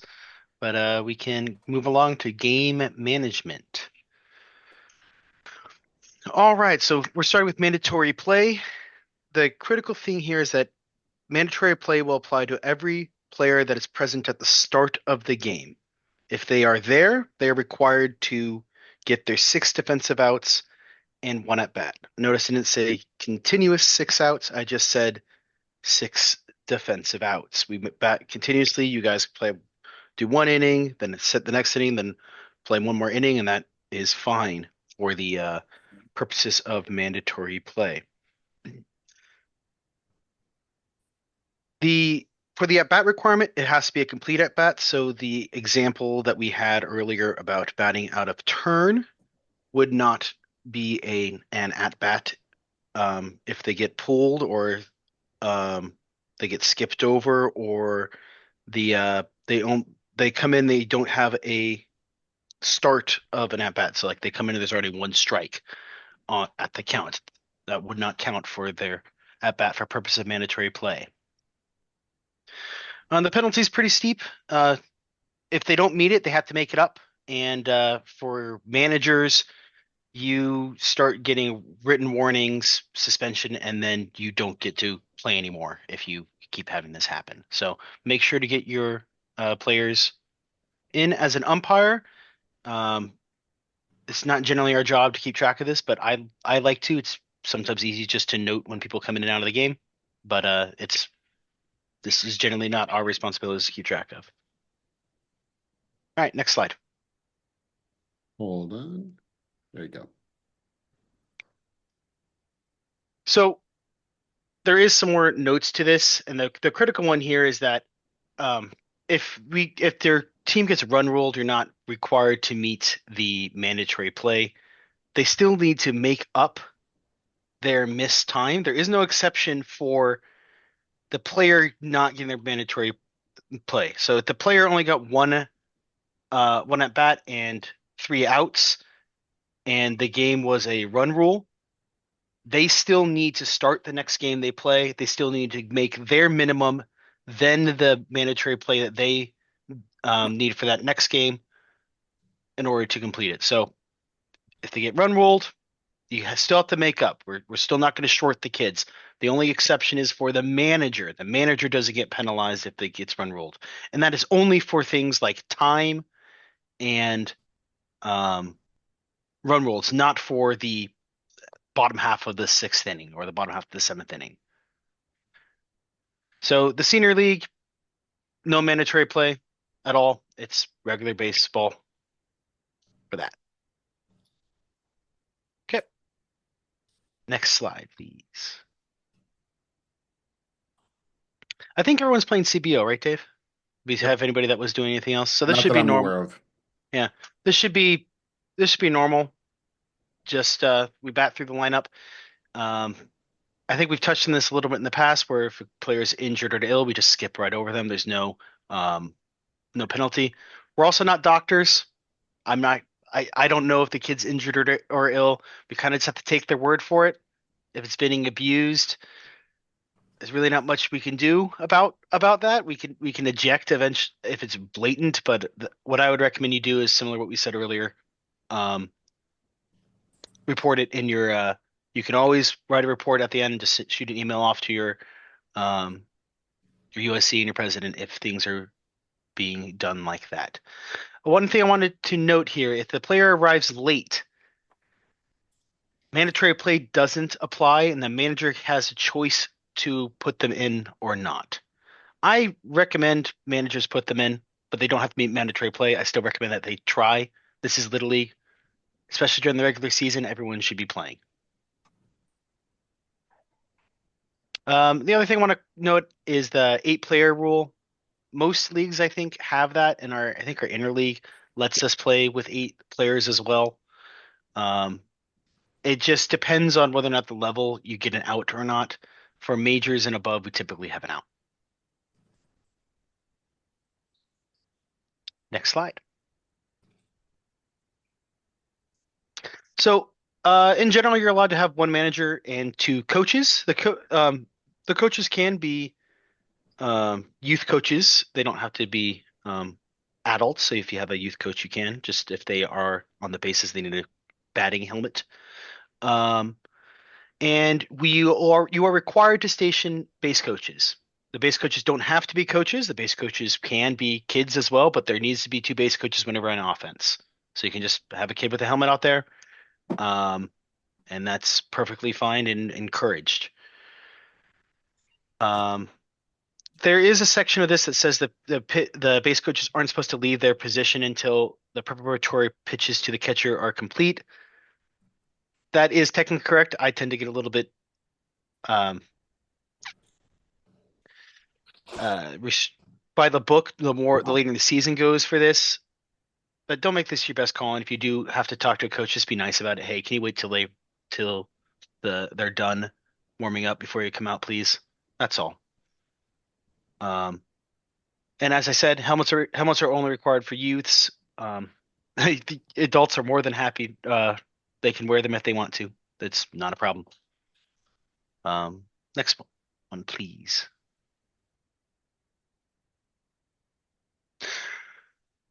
So a regulation game, there's a couple ways our games can end. We already mentioned a few of them earlier. Run rule, playing out the innings, or time.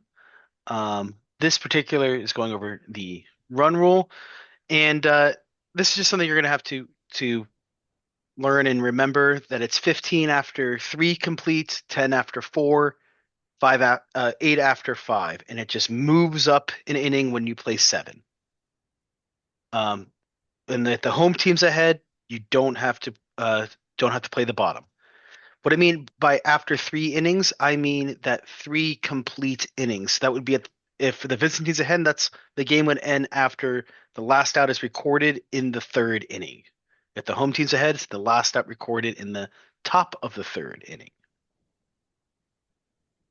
So this is fairly straightforward. I think all leagues should be using this. I know that our interleague is using this. So next slide, please. Protests. I want you guys to not see protests as a bad thing. Protests are they're fairly easy for us as umpires to deal with, and coaches can and should protest if and when a rule is being violated. While you are only allowed to protest not judgment calls, so you can protest any ruling, but not a judgment call. So he clearly beat him to first base. He shouldn't be out, is not protestable. I think you are not applying the interference rule correctly. Can be. In practice, though, if they protest, just write down all the information about what's happening on your lineup card. Tell the scorekeeper that you protest and mark when it happened, and move on with the game for during the regular season. Most protests have to be resolved right after the time it occurred. So you can't protest about a ruling 3 pitches ago. The exception to that is an ineligible pitcher.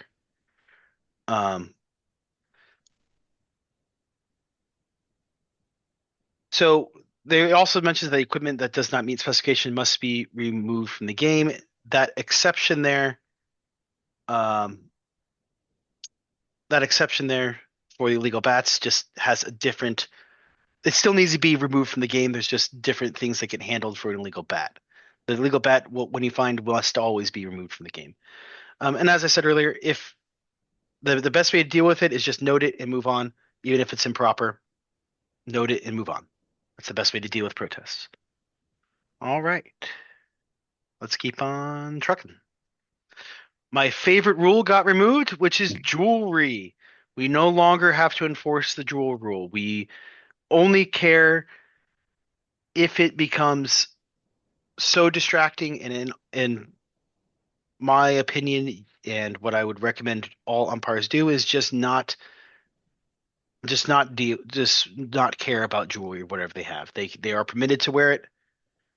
If you truly think that this will cause injury, you can ask them to remove it, and they are required to. Just be generous. A typical necklace, a bracelet, hairbands, any of that stuff won't cause injury. If it's going to be causing injury, we're talking about the giant, like, spinning home run chain that they sometimes wear. That's when you might want to start going, please take that off. Otherwise, let them wear their earrings, necklaces, or whatever they want to wear. Just the exception, medical alerts are always allowed. Don't be telling them to take off the medical alert. Okay, next slide, please. This is another change. We no longer really want to enforce the helmet sticker rule. In the past, you used to have to get a waiver from the manufacturer to have stickers on it. In this case, it just needs not to be excessive. It needs not be obscene or making inappropriate references. It also can't be shiny. So if someone comes out with their spray painted helmet that's a mirror surface, then you need to not let that happen. But if they just have some stickers on it, let it go. It does say excessive, and you do have some leeway for what you can define excessive to be. Don't make this your best call. If it's a helmet, it's a helmet. Let it play. All helmets need to have the Noxie stamp. I don't know how to pronounce that. It's a little stamp with a catcher's head on it. Person wearing a helmet on, usually a note on the back of it. They all need to have them. So, again, since we're not checking gear, this makes it pretty easy. Don't make this your best call. Next, please. For C flaps, they need to match the helmet manufacturing. So you shouldn't have an Easton helmet with another brand C flap or an aftermarket C flap.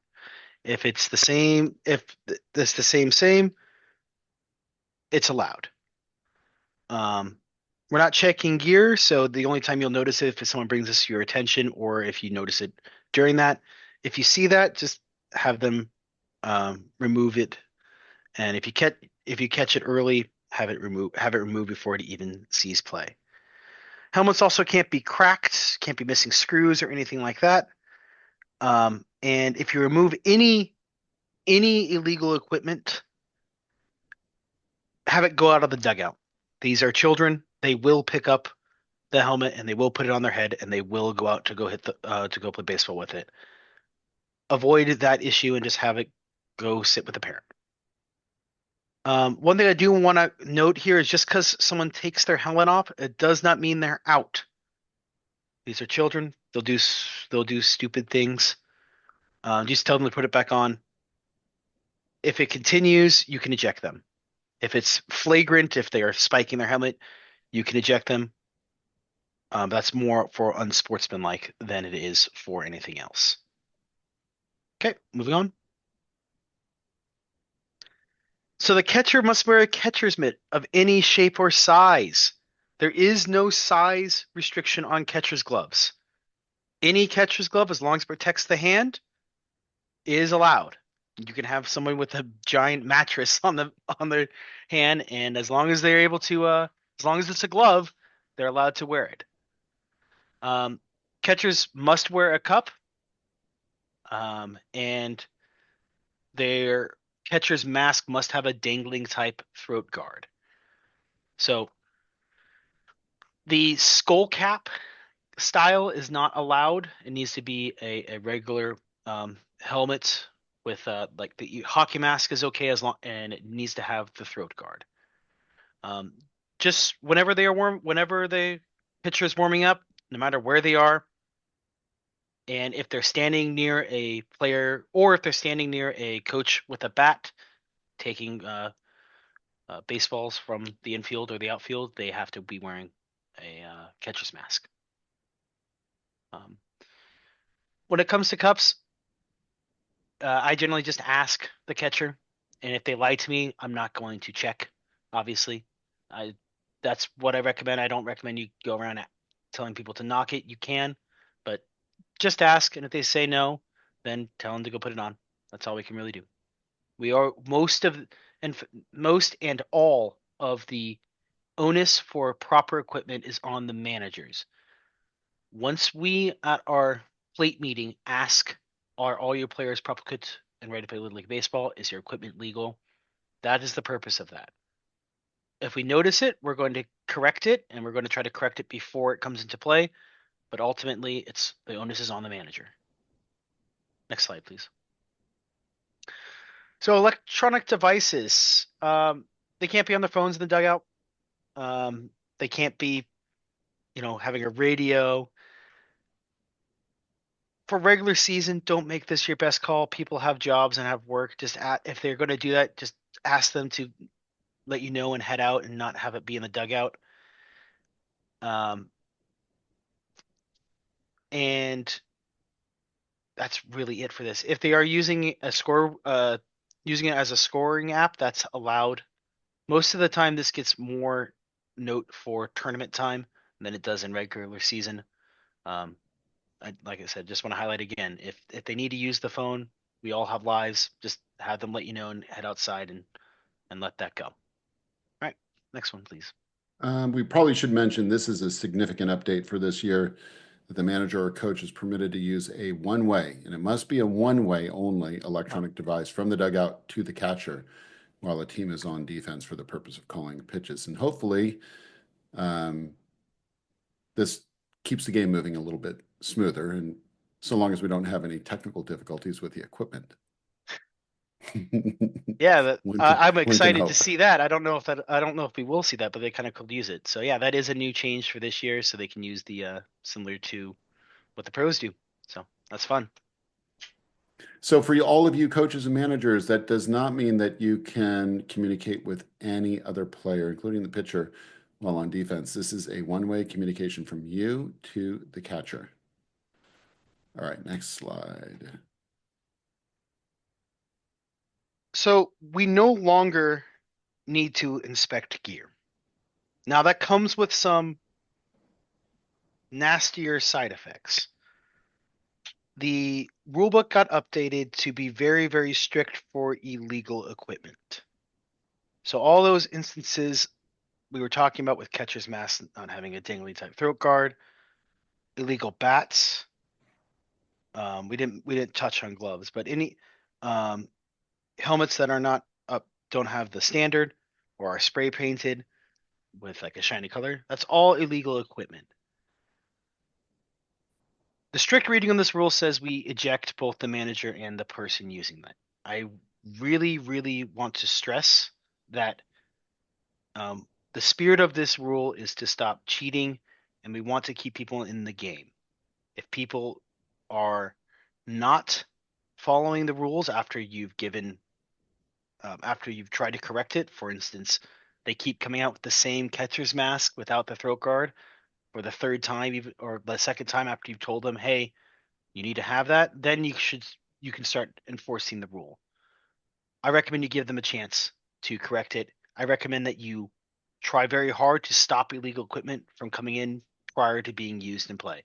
If that catcher comes out with a catcher's mask, takes some warm-up pitches, that has not been used in play. We can correct that. Even under a strict reading of this rule, we wouldn't be in violation. So I want to stress, this is a kids game. We are trying to not have ejections. We want to avoid them. Sometimes people eject themselves, and that means that you should eject them when you need to, but not for a ticky-tacky thing. Let's correct the problem and move on If it can't be corrected, then proceed towards using this rule. So, with that out of the way, the rule is if at any time any player uses an illegal piece of equipment, helmet,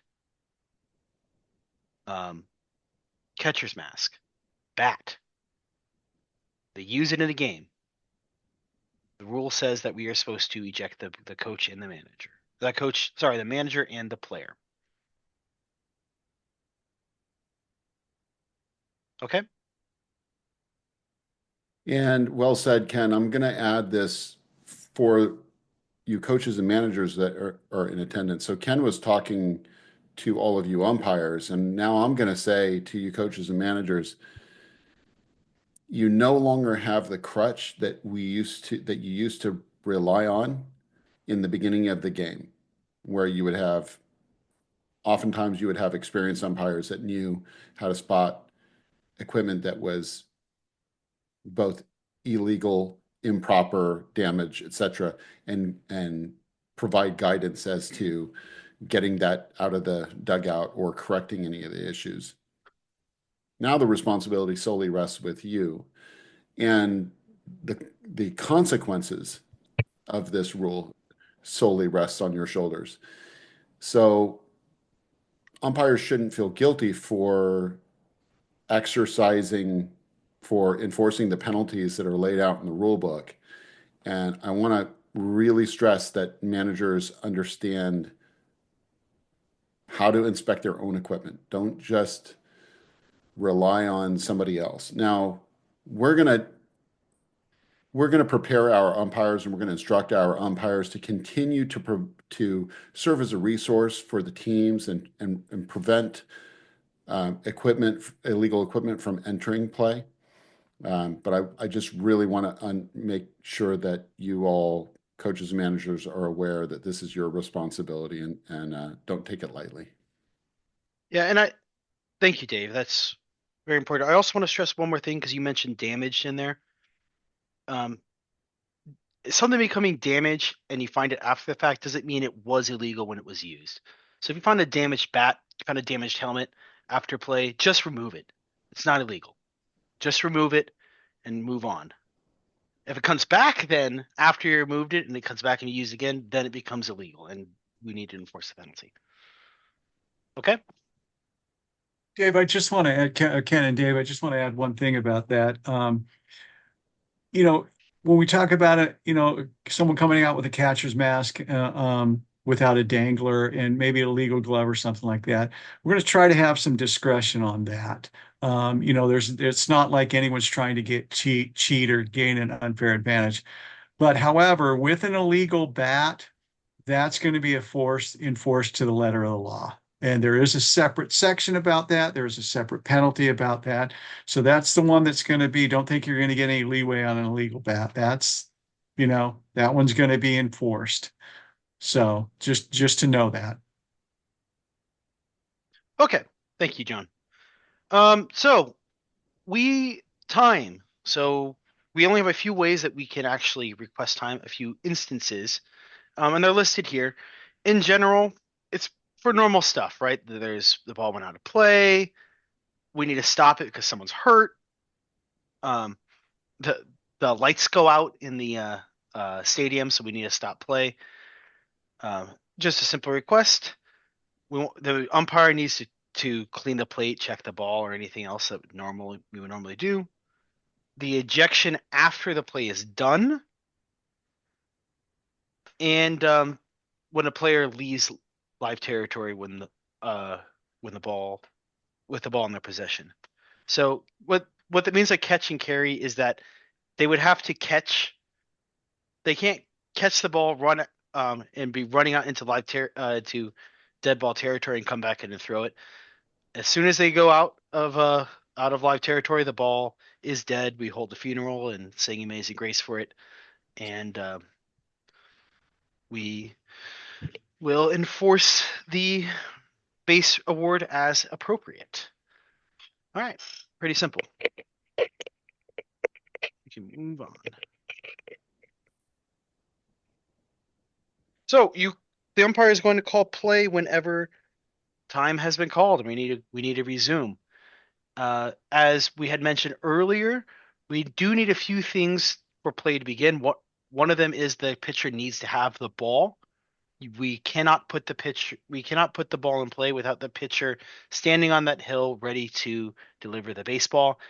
I also need a catcher, and I need all the other fielders in fair territory, and the runners need to have retouched. Now, if any of you work intermediate and above, you'll know that runners do not always go all the way back to the bag.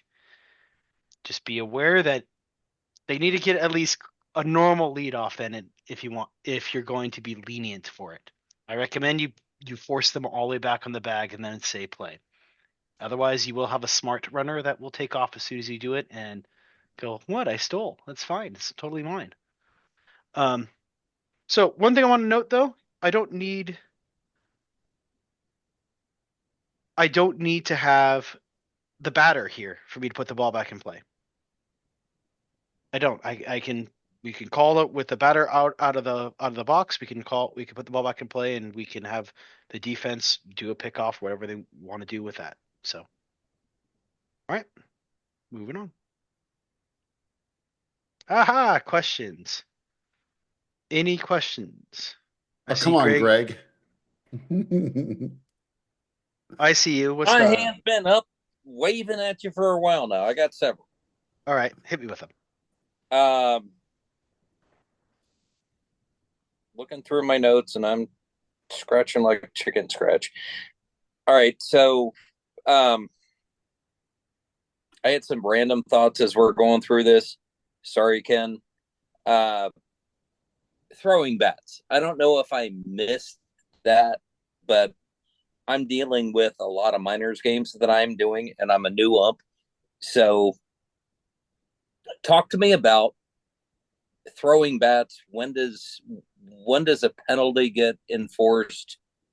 What's going on with throwing a bat as a batter? So there is no. I'm assuming when you say throwing bat that they're not throwing the bat at anybody in particular. They're just letting go when they swing. If there's no intent for there, wildly. I understand wildly. There is no set rule for it. The best we can do as an umpire is tell the coach and tell them to stop. If there is no rule. There's no out that we will ever call because a kid threw their bat.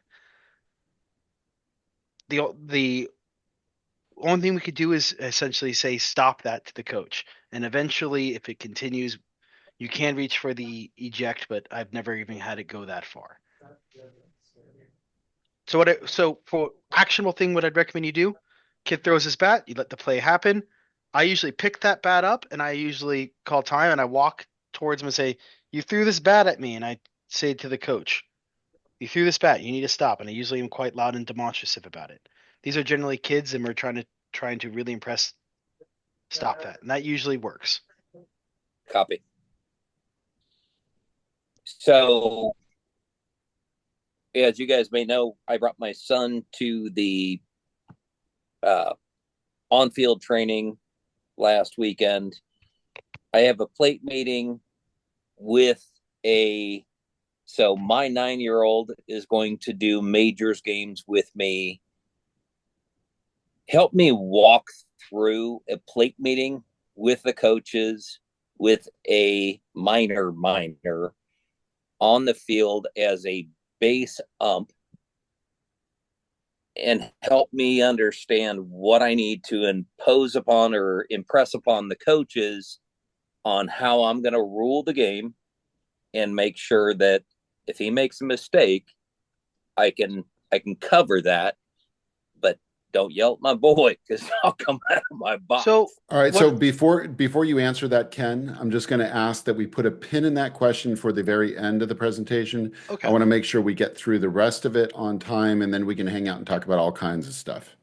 Perfect. Thank you. All right.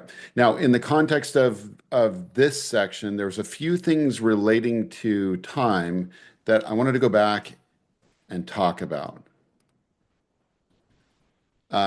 Manager requests, umpires call time, which is to say that managers can't call time, they can request time, right? Now, don't be upset if the umpire doesn't grant you time. We are when an umpire's on the field, pace of play is an important consideration in granting time, and we want to keep the ball in play. So even on a small diamond, when there's less stuff going on because there's no leadoffs, it's important from a pace of play standpoint to not be calling time unless it's really warranted. So we have, managers who've been coaching younger kids. Let's say that they just learned how to slide and they slide into a base. And in the past, it was a successful event if they slid into the base and they were laying flat on the ground, right? And so we're conditioned at that point as umpires to call time to allow that player to get up off the floor, right? Because at that level, they don't know how to climb the ladder yet. They're really not expected to know that kind of thing. But let's say in majors, if a player slides into a base, gets up, there's no tag anywhere in the vicinity, there's no glove on them. We still are seeing sometimes where managers or coaches are asking for time when the player doesn't need it. So understand that it's an umpire's discretion to say, nope, we're going to play. And that's okay.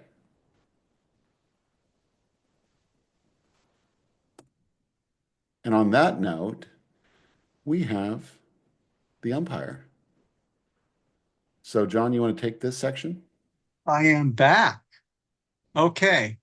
So we're going to talk a little bit about the umpire. We're almost done. We have like 4 or 5 more slides to go through, and then we'll open it up to questions, and hopefully we can answer whatever you guys got. So we'll talk a little bit about the umpire. I wanted to piggyback on what Dave was saying about the granting of time. A lot of our fields don't have lights. We want to get the kids as much playing time. And the problem is you see it on major leagues all the time. They're constantly calling time. Don't use that as the standard. There's plenty of times where you don't have, we want to keep, like Dave said, we want to keep the ball in play as often as possible. So try to keep the pace of play moving, especially between innings. All right. So before we talk about the umpire, a couple of things here. I just want to make a couple general observations about being an umpire. So being an umpire, there are plenty of rules that I don't like. Okay. There's lots of them. I don't like them. And that's just the way it is. Some I do, some I don't. That's just how it goes. So you can't get heartburn about certain rules that you like or don't like or whatever. You just got to kind of work within the confines of that. So we try to adjudicate the game fairly. We enforce the rules as the best that we can, but we're not gonna make stuff up, and we're not gonna enforce one rule more than the others because we don't like it, or if there's something. So you just got to get past a lot of that stuff. Baseball, there's certain things that you can and cannot do in baseball. And if there's something you don't like about it, that's just the way it goes. So the best thing you can do is have good rules knowledge and be able to enforce the rules as are written. Now, with that being said, everyone should write this down. So there's a saying, don't use the rules to create a problem.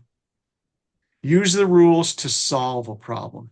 You got plenty of tools in your toolbox. You don't need to tell everyone to show your knowledge of the rules. You don't need to enforce rules, draconian and stuff like that. Sometimes you have to, but other ways, we talk about, umpire with the book, not by the book. So remember that. Use the rules don't use the rules to create a problem. Use the rules to solve a problem.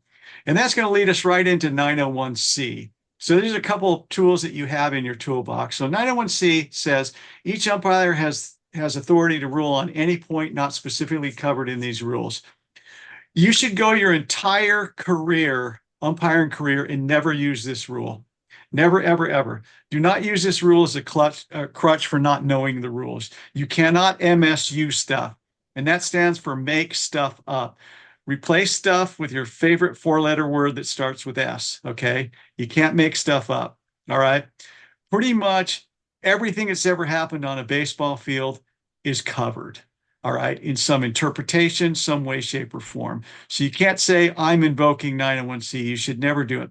The only time that I can think that came into play was when Randy Johnson hit that bird on a pitch, if some of you remember that. Okay. And even still, it was just a reset, and common sense and fair play will dictate that that's what you would do. What else do you do? You know? John, I beg to differ. I'm pretty sure that was covered under the rule, the definition of foul ball. Oh, but good one, Dave. Boo. So anyway, stuff like that. I mean, maybe an F-18 is going to crash into the field just as the ball is going out of flight and it hits the plane and you don't know what happens. Well, you know, maybe something like that. But pretty much everything's covered in an interpretation, in a case play, or within the confines of the rules as well. That is just there for something that's really weird, but don't use it because either you don't know the rule or you want to make up a specific rule, because that's just not going to help you. So don't use that as a crutch for not knowing the rules. Being a good umpire is ball strike, safes out, knowing the rules, and also knowing game management as well. Now, 901G, this is a good tool for umpires if the game's getting out of hand. We, technically speaking, umpires do not have any jurisdiction outside of the fence for spectators. There's no provision in the rule book that says we can eject spectators. Now, a couple things with that. Most spectators don't know that, so you could get away with it because they think that you have the authority because you are the authority on the field. But technically speaking, it's up to the league, a board of director, or someone to remove that person. We have great leagues here and great fields in good direction through our district. So most people behave. We don't have these problems. Most people understand what the purpose of Little League is. But sometimes, you'll be somewhere and it won't happen. So you can't order everyone to the dugout and you just say, hey, we're not going to continue the game until, so-and-so leaves or this is taken care of or whatever. But generally speaking, outside the fence, have someone else deal with it. Don't engage the fans as much as you can. Just don't do it. So get a board member or whoever, a site administrator, something like that, to take care of the problem. But you do have this tool in there in case things get out of hand. Okay. So ejections. Okay. So ejections are always a hot topic. In my opinion, we don't eject enough. Okay. The problem with an ejection is kind of the nuclear weapon. In basketball and football, you have certain intervening penalties that you can go to before disqualifying a player. We don't really have that in baseball. So it's a little tough to manage this sometimes. This is really our only tool. You talked about throwing the bat. Yeah, there's no rule on that. Your only recourse basically is to eject the kid. And, we don't want to do that. It'd be nice if there was something intervening on that, but there's not. So you have to use this very, very judiciously, but at the same time, don't let other people walk over you. I don't care how bad of a call you made as an umpire, it never gives anyone the right to abuse you. And that's plain and simple. But on the flip side of that is game management takes a long time to learn as well too, knowing when to use that nuclear weapon, knowing when to head it off, when to address it, and some of those things as well too. So anyway, we instruct our umpires to not take any abuse, but it unfortunately it does happen a lot with newer umpires as well. So it's an unfortunate part of the game, but it's there and it's there for you to use. So with that being said, when a manager, coach, or player is ejected from a game, they got to leave the field immediately, okay? And they got to be gone, all right? Out of sight, out of mind. So they can't be hanging around the fence. They can't go to the dugout. They can't go anywhere else. They got to go. Okay. Now, if they're sitting in the car in their parking lot and I can't see them, That's good enough for me, but they got to be gone. Okay. So it's different for a player though, especially, with the younger kids. You can't just let them go. They have to be, they either got to be released to their parents. They have to leave, but sometimes they can't. What if their parents not there? Then what do you do? So sometimes an ejected kid will have to be restricted to the dugout because there's no one there to take care of them. But so just be cognizant of that if you ever do have an ejection of a player, that make sure they get released to the parent or some other legal guardian or something like that. Or otherwise, they got to sit in the dugout. Or if a league administrator wants to take that responsibility, that's fine too. But an adult, they got to go. And anybody that's ejected, that's just 1 game suspended. The suspension is the next physically played game. So rainouts don't count. It's a physically played game that they're going to serve that suspension. And there is no leeway on that. It's in the rule book. You get dumped, it's a 1 game suspension minimum. Now your board of directors, if it's something egregious, if they didn't like it or whatever, they can add additional days to it. But or additional penalties, whatever the case may be. But in this case, you get dumped, it's a 1 game suspension automatically. Now, let me talk about this too. You can be dumped from the time the umpire steps on the field to the time the umpire gets off the field. All right. We instruct our umpires to leave the field after the game immediately. Okay. Just get off the field.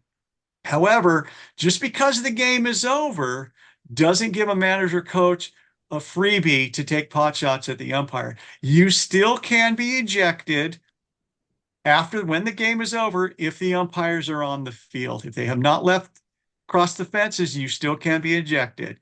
So, and there's a certain Patriot manager a few years ago that found that out. So remember that. Okay. So anyway, we take the ejection seriously, but at the same time, we don't want managers and coaches to walk all over us as well. There's a right way to talk to an umpire, and there's a wrong way. So learn the right way, and your games will go a lot better. Okay, next slide. So we use something called there's kind of rule of thumb. Ignore, acknowledge, warn, eject. It's kind of building up to that. So typically, if you see the stop sign, hey, that's it. I've acknowledged you. That's pretty much a warning. So if umpire says no more, that's going to be a warning. So we try not to give warnings because they're not as effective. But if you get the stop sign from an experienced umpire, pretty much the next step is you're going to be done. So, but there are some immediate ejections. You make contact, done. Verbal abuse, dropping F-bombs or whatever, they're all there on the screen. So you can see that. So there are some immediate ejections, but we get it. Baseball is a passionate game, but at the same time, everyone's trying to do their best. And the biggest problem with umpiring is it's on-the-job training. So the mistakes are going to be sometimes glaring. But that's the only way to learn. So we don't have very many practice games that we can ply our trade at. So there are a number of challenges, but again, there's a right way to approach an umpire. There's a right way. And remember this, don't apply the major league standard to youth baseball. Okay. There's no room for it. The managers, you see, oh God, who is his name there in the picture? I can't even think.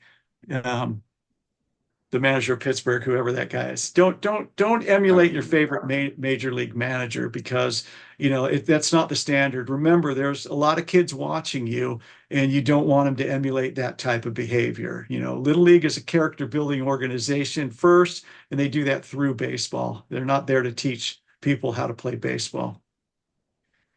All right, next slide. So if there is an ejection, you've got to do a report to the league president within 24 hours. It can just be an email. There is a standardized form on the website. You don't have to use that. It should be a simple email. I can tell you that an ejection report doesn't need to be a novel. So make it short and sweet. Just the particulars of the ejection. Coach came out, called me a whatever, and then I ejected him and he left, and that's it. So just short and sweet. Just stick to just the facts, ma'am, for those of you that recognize that reference there. So it doesn't have to be this big long diatribe. Don't do it. It's just a quick thing. If they have any other questions, if the league officials have any other questions, they'll get in contact with you. But you're supposed to do it within 24 hours. If it's a interleague game, or a tournament, one of the tournament games, district sponsored tournament games, then yeah, use the form that's on the website, and the district needs to know about these ejections as well to make sure the penalties are enforced. Okay, next slide. Youth umpires. So we had a great turnout at the mechanics clinic. A lot of youth umpires, really excited about that. And it's good. We should have youth umpires. However, there are some conditions about that if you're going to use a youth umpire, and you want to do this to protect them. So a youth umpire can work with an adult umpire or without. You can have 2, 3, 4 youths on the field running a game. But if there is not an adult umpire on the field working with them, you need to appoint someone that's called a game coordinator. All right. And they're just going to be kind of the watchdog of the youth umpires. Okay. So it can't be a manager or coach of either team, but it can be any other parent.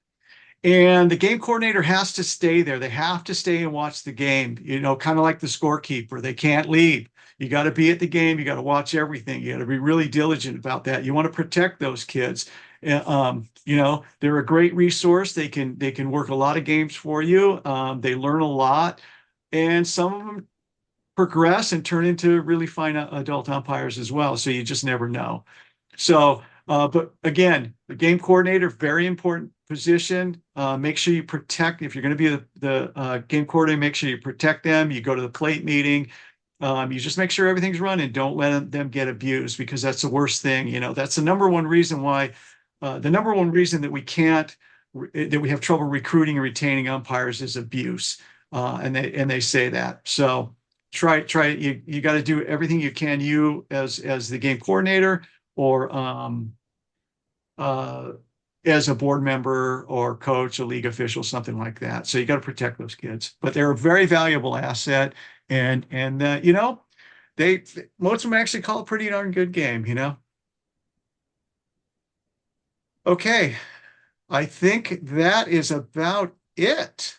So I believe we had one question in the chat here. Is a youth umpire considered anyone to be under the age of 18? Yes, Mark, that is correct. All right, before we get to Greg, and the hand just went up. We're not going to forget about you, Greg. We've got 10 minutes left. That should give us plenty of time. John, you usually cover the 3 Ps. Oh, yes. Yes. So on ejections, there's the 3 Ps. It's so it's kind of a guideline that we teach. It's prolonged, profane, personal. Okay. So a prolonged ejection is when the manager or coach just won't let it go, or player just won't let it go, can continue to argue. It's like, I've heard you, I've heard your piece. This is how we're ruling. This is it. Let's move on. So they won't let it go. So it's prolonged. That's one of the things. Profane, obviously that speaks for itself. I get it. We're all adults. If profanity may slip out while we're talking together and no one really hears it, that's not grounds for an immediate dismissal. Unless I don't like you, then I'm going to dump you immediately. But but anyway, no, I'm kidding. But anyway, I get it, But what we don't want is that's effing terrible or something like that. And the one that's a little problematic sometimes is the personal one. So it's easy to say, you suck, or there's a difference between you made a terrible call and that was a terrible call. Both to me kind of are on the line of being personal, but just remember, don't make it personal. You can disagree with the call. Let me know you disagree with the call. I understand that. I appreciate that we see it differently, but no one needs to come out with their hair on fire and start ranting and raving. Again, there's a proper way to approach an umpire, and that's in the same way that you would approach anybody in any situation. Would you, at a coworker at work, would you just run into their office and start screaming at them that they suck and blah, blah, blah? No, you wouldn't do that. If you had an issue with a coworker, you generally speaking, you would go talk to them just in a respectful, adult way. The problem is we see all our favorite major league managers and they just come out with their hair on fire, same with the players and blah, blah, blah. So, you know, it's a shame that that's the standard, but there's no place for it in youth baseball. Another question real Yeah, you quick. want to take that one? Yeah, I may miss early read bat thumb pads. Yes, so the bat thumb pads are considered an alteration to the bat, so they're illegal. I forget what rule that is. We covered it yesterday. I saw a product that has it's a batting glove with the thumb pad sewn in. I'm guessing that's legal. I'm going to rule that that's legal for me because it's not a separate item. It's on the batting glove, but there hasn't been any clarification. So I don't know why the thumb protectors are disallowed. I have no idea. It doesn't make any sense, but someone's. And just to split hairs, they're technically not illegal. They are alterations that are not allowed. In other words, it's not illegal equipment that can cause an ejection. They just are simply removed. Right. For now. So they're considered an alteration to the bat. So, but unfortunately, alterations to a bat fall under illegal equipment. So I think that one needs to be clarified a little bit. You'll see this a lot with Little League. Little League has they're very, very image conscious. So a lot of the stuff they do is a little bit of a knee-jerk reaction sometimes, and they don't think it through, with regards to rules because, they're, and this is not making a disparaging remark, but they're not umpires there. So they come out with a rule and then everybody, managers and coaches and umpires start asking them questions and they're like, well, we didn't think about that. So I don't know. I don't know the purpose of this one, but regardless, they're not allowed. And I'm not looking under any batting gloves if they have the thumb guard on over the bat underneath the batting glove. Well, it's the one I saw, it's built in, so it's sewn into the outside so you can see it. Okay, that's a batting glove. Yeah, that's what I say. I'm not gonna inspect someone's batting glove. But anyway, that's the way it is. All right, Greg, you're up. Anybody have any other questions you want to talk about? So, Greg, you talked about a plate meeting. All right. I have written a handout that I can email to you about what constitutes a good plate meeting, and we hand that out to our tournament at tournament time for TOC and All Stars. So I have that. So I can tell you a plate meeting is not a rules clinic. It's not, we're not discussing rules. We're not telling anyone how to behave. We're not doing that. It's short and sweet. It's not there to educate anyone. It's just there. You're looking at lineups. You're talking about field conditions, any ineligible players, who's the pitch counter. It should be a couple minutes. And they're honestly, and I've stood there as a base umpire with some, and I hate to say it, some god awful plate meetings that go on forever. And you're just like, nobody's listening. The managers and coaches, they want to start playing. So it's got to be short and sweet. Okay. And you don't want to get off on the wrong foot with managers too. You want to be firm, but approachable, but you don't want to start telling them you can't do this, you can't do that, you shouldn't do this. Remember, it's not a rules meeting. Okay. It's not a rules clinic. You're just there to collect the lineup cards, go over the field conditions, any other pertinent information that you need, and that's it. We're playing ball. Ask them if their kids are properly equipped, their equipment's legal, and that sort of stuff. So you talked about, so with your son, you don't want any of the managers or coaches to go after them. And I get that. And generally speaking, we don't have, issues with that, but treat your son just like any other umpire. That's it.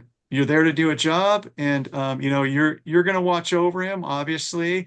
But I think most managers and coaches get it, what we're trying to do here, especially at the the lower levels. But don't give what we try to tell umpires, challenge them a little bit, but don't give them more than they can handle.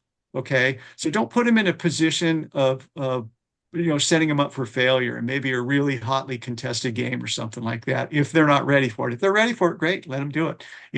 But just remember that as well too. Don't set them up for failure either. Put them in a situation that they can handle. And because on the flip side of that, I've been a manager or coach for many years too.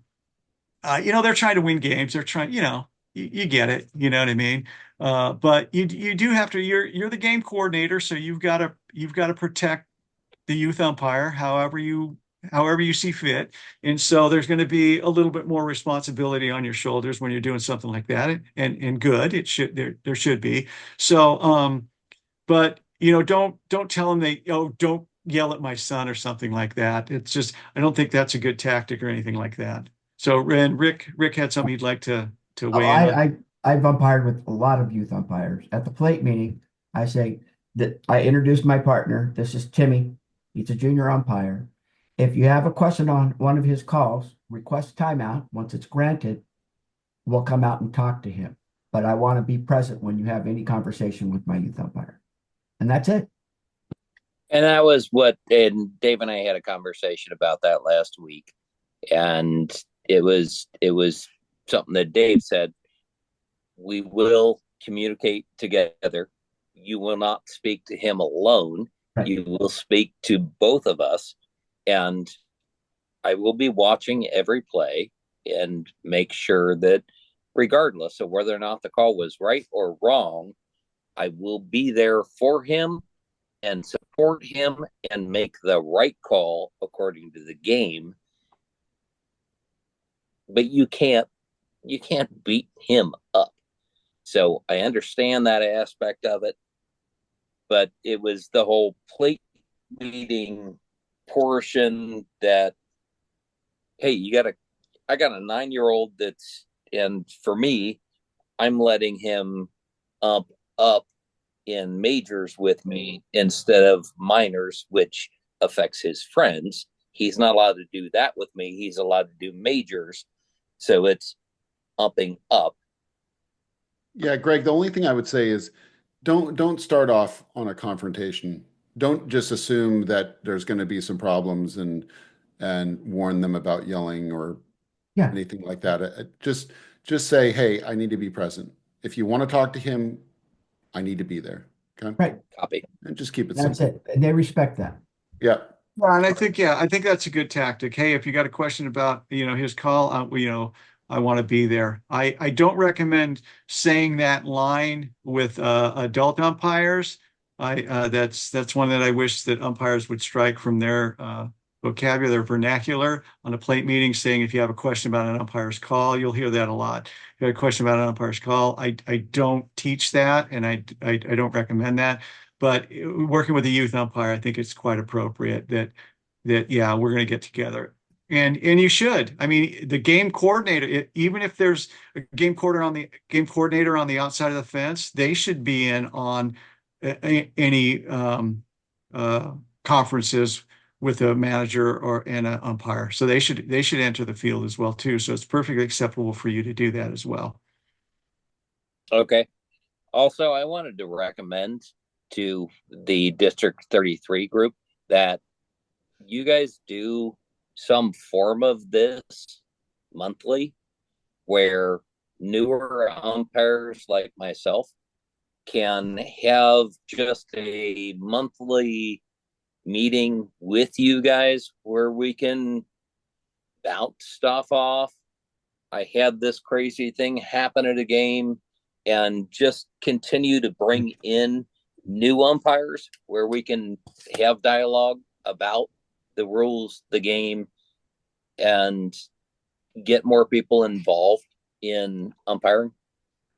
That So sounds awfully like what Bill was talking about. Yeah, we have I was done that, smiling as he Greg. was saying it. Yeah, we have actually done that in the past before. It's been a little hit or miss. It's just hard to organize because, it's usually during the week. So it's a great idea. And I wish we would do it more often, but you've got to get a venue. I mean, we could do it Zoom. That might be an option. We've always tried to do it in person. But it's a great, I like it. But it takes a little bit of commitment from a couple people to put it on and schedule it and do it, stuff like that. So I think it's a great idea, and I wish But we it would do it. I'm allows with you. it allows new people like myself who are encouraged about umpiring that within the next 3 years will be done coaching and may want to pursue more outside of coaching. So it allows me the opportunity to continue learning throughout the year. And you guys are extremely knowledgeable. And the more I get to know you guys and the more I get to hear you guys, I'm encouraged about umpiring and want to continue that. And I know there are other people like myself that are encouraged about umpiring that need just a little bit of nudge and a little bit of support that it'll bring more people to the 33 community.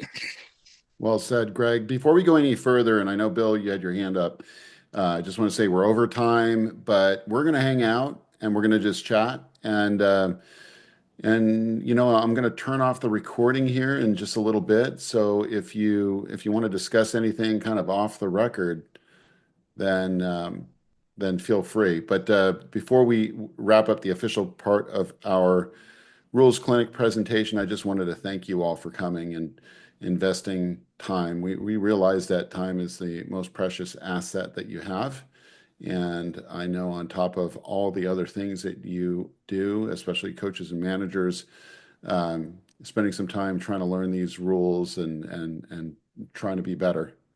It's so much appreciated. It just Little League is really blessed to have such dedicated volunteers like you, and thank you from the bottom of my heart. All Yes, right, thank you. Well said.